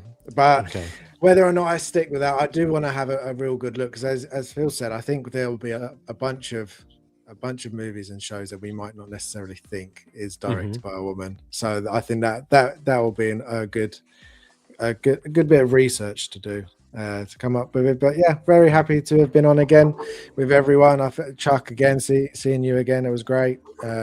Yes, definitely. Us three, the Geeky Collective, it was always good to stream together. So and obviously Gio and Phil, it's lovely. I love being with all you lovely people, and Jose as well. You will always be special. Bring me on into this whole thing. So to the holiday. The holiday? No. I have mock-ups. I have mock-ups. I've shown them to you and to Jim. I think you've seen them. I've made designs from the holiday. So, but yeah, no one would buy that except for maybe me and Jim. But thank you so much, Harrison, for being here. Chuck, again, you have become a regular here. You've been a competitor on here. And again, I always love your enthusiasm. Thank you so much for being here. You got anything you want to share with us? Yeah, I'm actually, I think I'm actually going to start doing some stuff on my actual channel, putting up some shorts or some reviews of stuff. I'm really looking forward to the female directors. There are a lot of movies out there that people don't know were directed by females, like Big, Big was directed by a female. Of course, Clueless with Amy Heckerling. Yeah, you got some really good ones. American Psycho was directed by a woman. So there's some cool movies out there. Yeah, definitely. So it was great to see everybody again, the new faces, the old faces, and it was just awesome. I mean, once again, I absolutely love the show. Love it. Thank you. Thank you happy for to be making here. the time. And I know you broke some laws to get here on time, but I appreciate it. I did. I put my EQS to the test today. I was using that 4-wheel steering going in and out of traffic. Oh my goodness. And Jim, again, thank you so much for coming back. Again, you've been a competitor, you've been a special guest judge.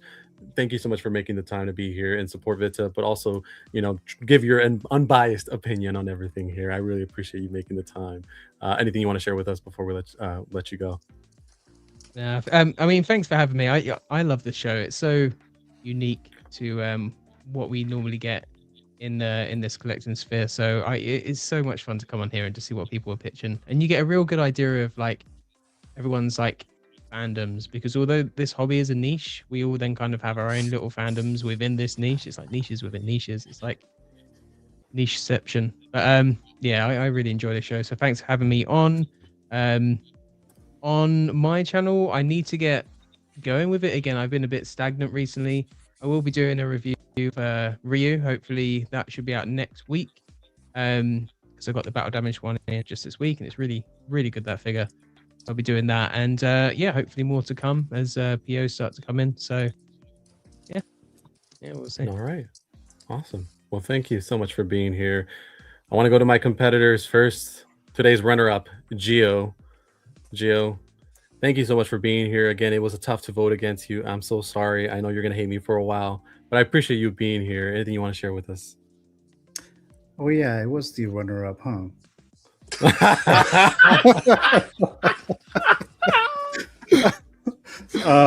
Thank you, Jose. Thank you, Jose, for having me. Vita, congrats. Continuing the victory there. Three-time winners. So thank you. Everyone in the panel, thank you as well. Nice streaming with all you guys. Phil, I can only stream with Phil. Maybe it's only been here, I think.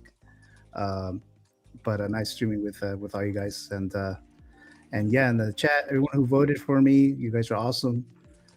So appreciate it, and yeah, that's pretty much it. Oh, I'm doing a Star Wars talk instead of, it's basically figure talk, but I just calling it Star Wars talk on Friday. Hopefully we'll get some more Star Wars announcements that we could talk about on May 1st. It's having the May the 4th weekend. So but yeah, but again, thank you guys, and I guess I'll see you guys soon. Thank you, Gio. Thank you. And again, I appreciate you always being here and everything you do for the show. I got this one for you as well.